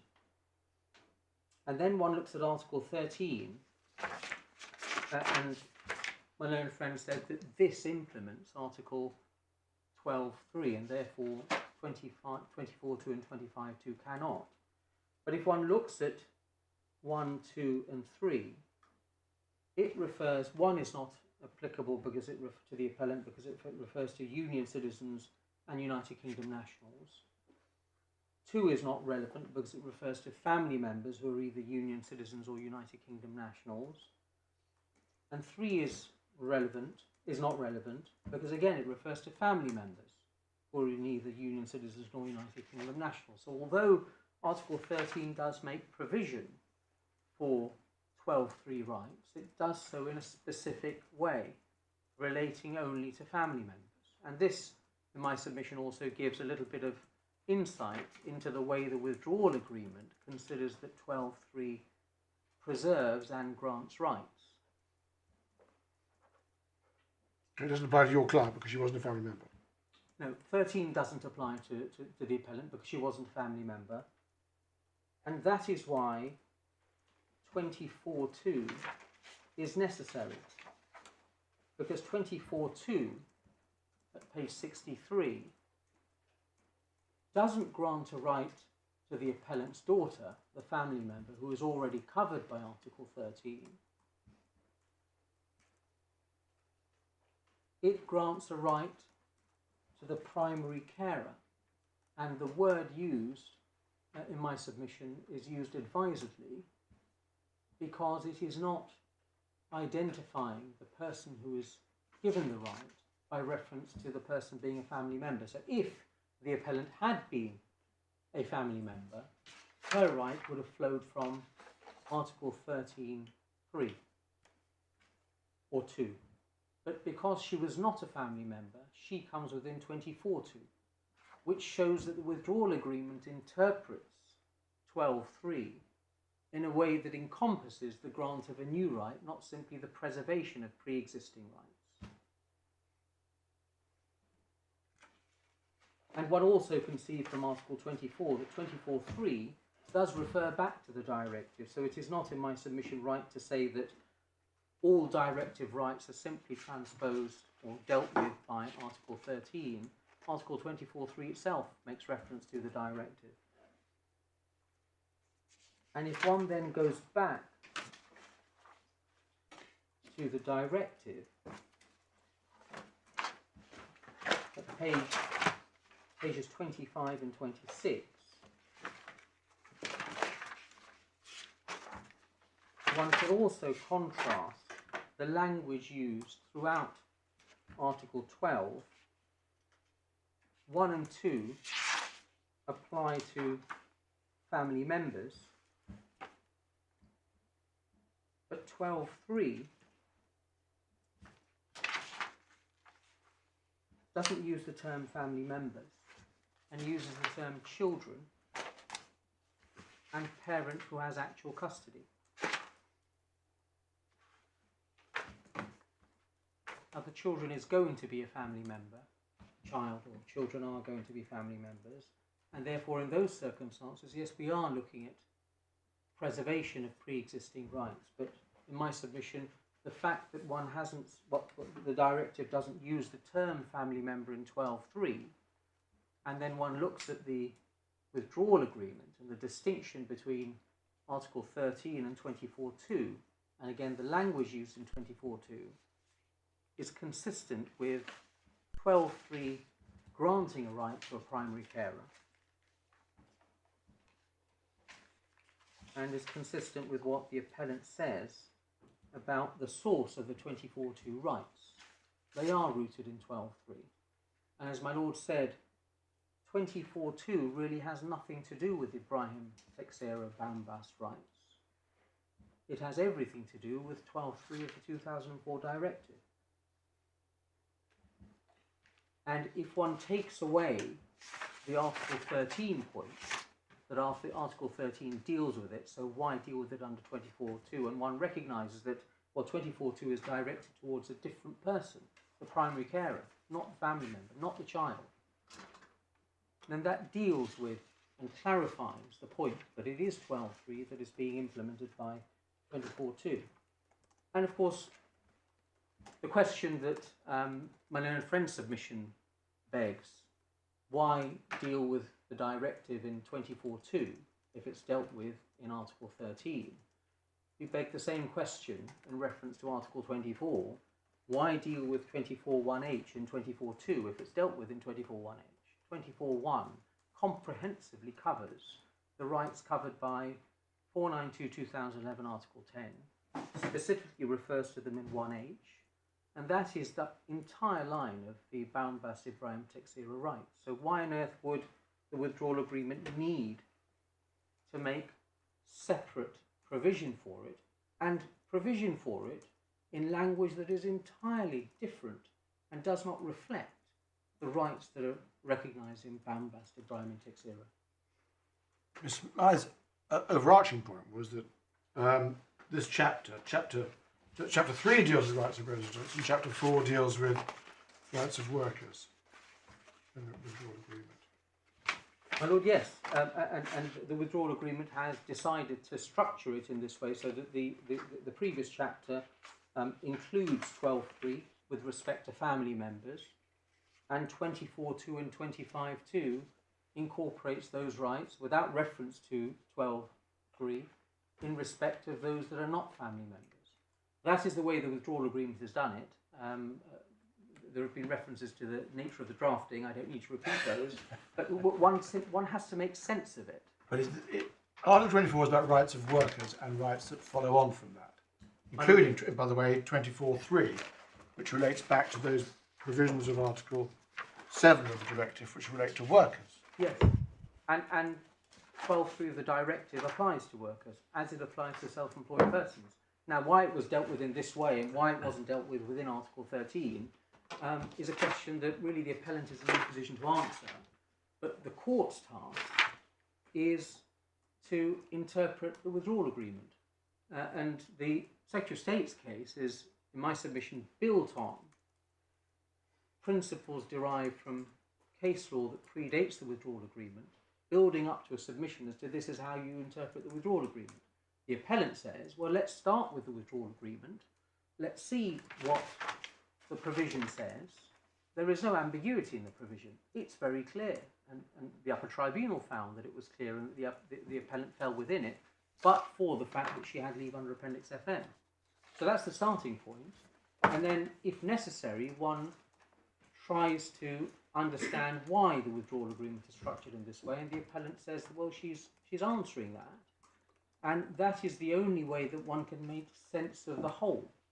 Because if Article 24.2 reflects Ibrahim Texera rights, it's a very strange way to insert those rights into the withdrawal agreement when one looks at the decisions in Bambas Ibrahim Texera and one looks at 24.1.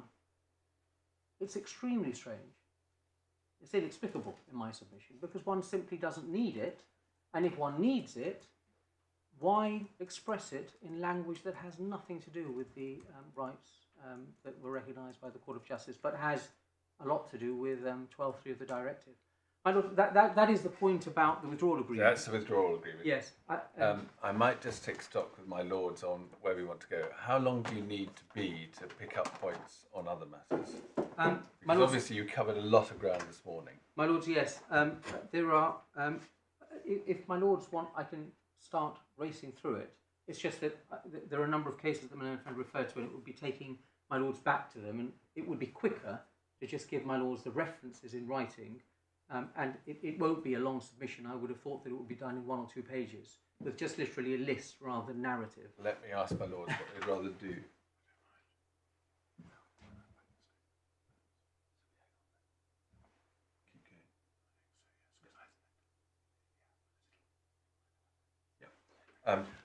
I think, Mr. Deputy, we'd rather just Keep going. the submission. Very well, my lord. So the first point is that the appellant is not saying that Article 24.2 restricts bound-bass rights, which is a submission that I understood. Article 24.2 rights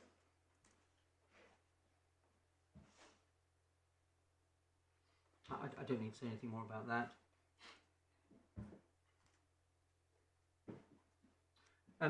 The point about a child that naturalises, so a child that enjoys a right under Ibrahim Teixeira or 12.3, and then naturalises and then loses those rights, in my submission would run counter to the purpose of the rights granted by Regulation 1612/68 and 492/2011, and then strengthen the directive.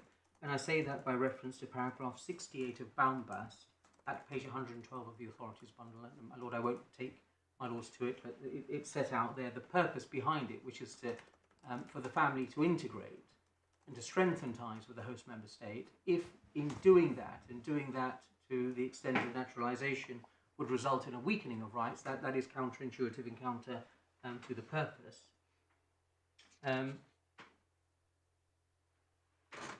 Paragraph 86 of Teixeira, if I could just very quickly take my lords to that, paragraph 86 of the judgment, which is at page 179 of the bundle.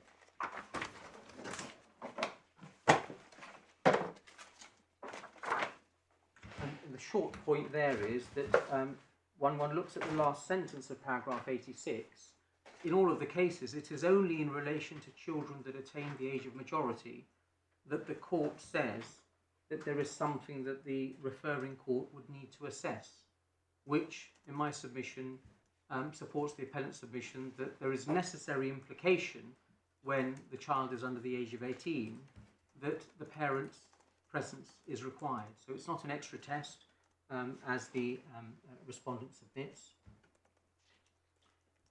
While you're on Teixeira, are you going to make any submissions about the Advocate General's observations at paragraphs 51 to 53? My lord, yes. In fact, if we could go back to that now, I think that's at page 154. Yeah. First of all, my lord, paragraph 51 relates to children. So the entire paragraph is talking about the children, and that is why it says, the paragraph says that Article 12.3 presumes the existence of a right of residence, because one can see from the first sentence, children of a union citizen, one then goes on to just above C, however, a specific right of residence for children in education. So the whole paragraph is to do with children, and that is why it presupposes an existing right of residence that is then preserved by Article 12.3. And does the same apply to 52 and 53? My lords, paragraphs 52 and 53 is consistent with the appellant's submission. The appellant accepts and submits that these are different rights, and that the rights granted to workers under the 1612/68 and 492/2011 are wider. 12.3 is narrower, but what it does is extends the protection to those that are not workers. If I then, I think that addresses the points, and I would ask that the court to read also paragraphs 59, 60 and 61 of the Advocate General's opinion, and 59 in particular. It refers to the right of the parent to remain often being necessary, not being necessary in every case. So it's again this mechanism that the court uses to interpret rights by considering what would happen if X did happen, but not saying that X must happen in order for those rights to exist. As far as Alarape is concerned,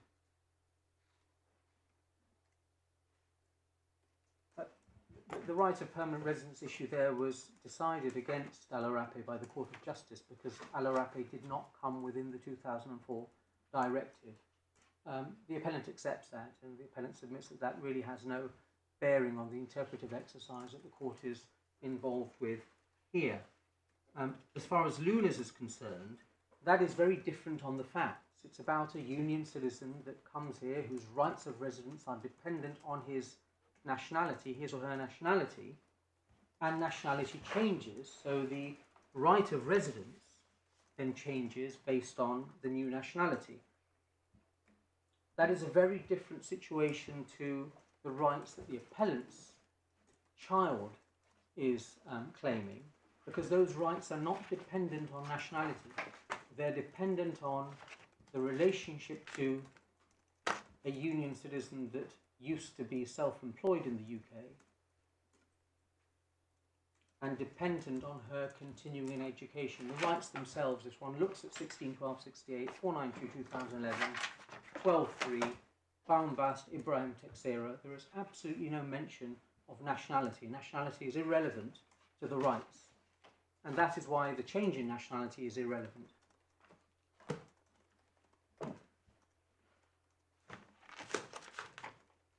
And my lords, finally, the point raised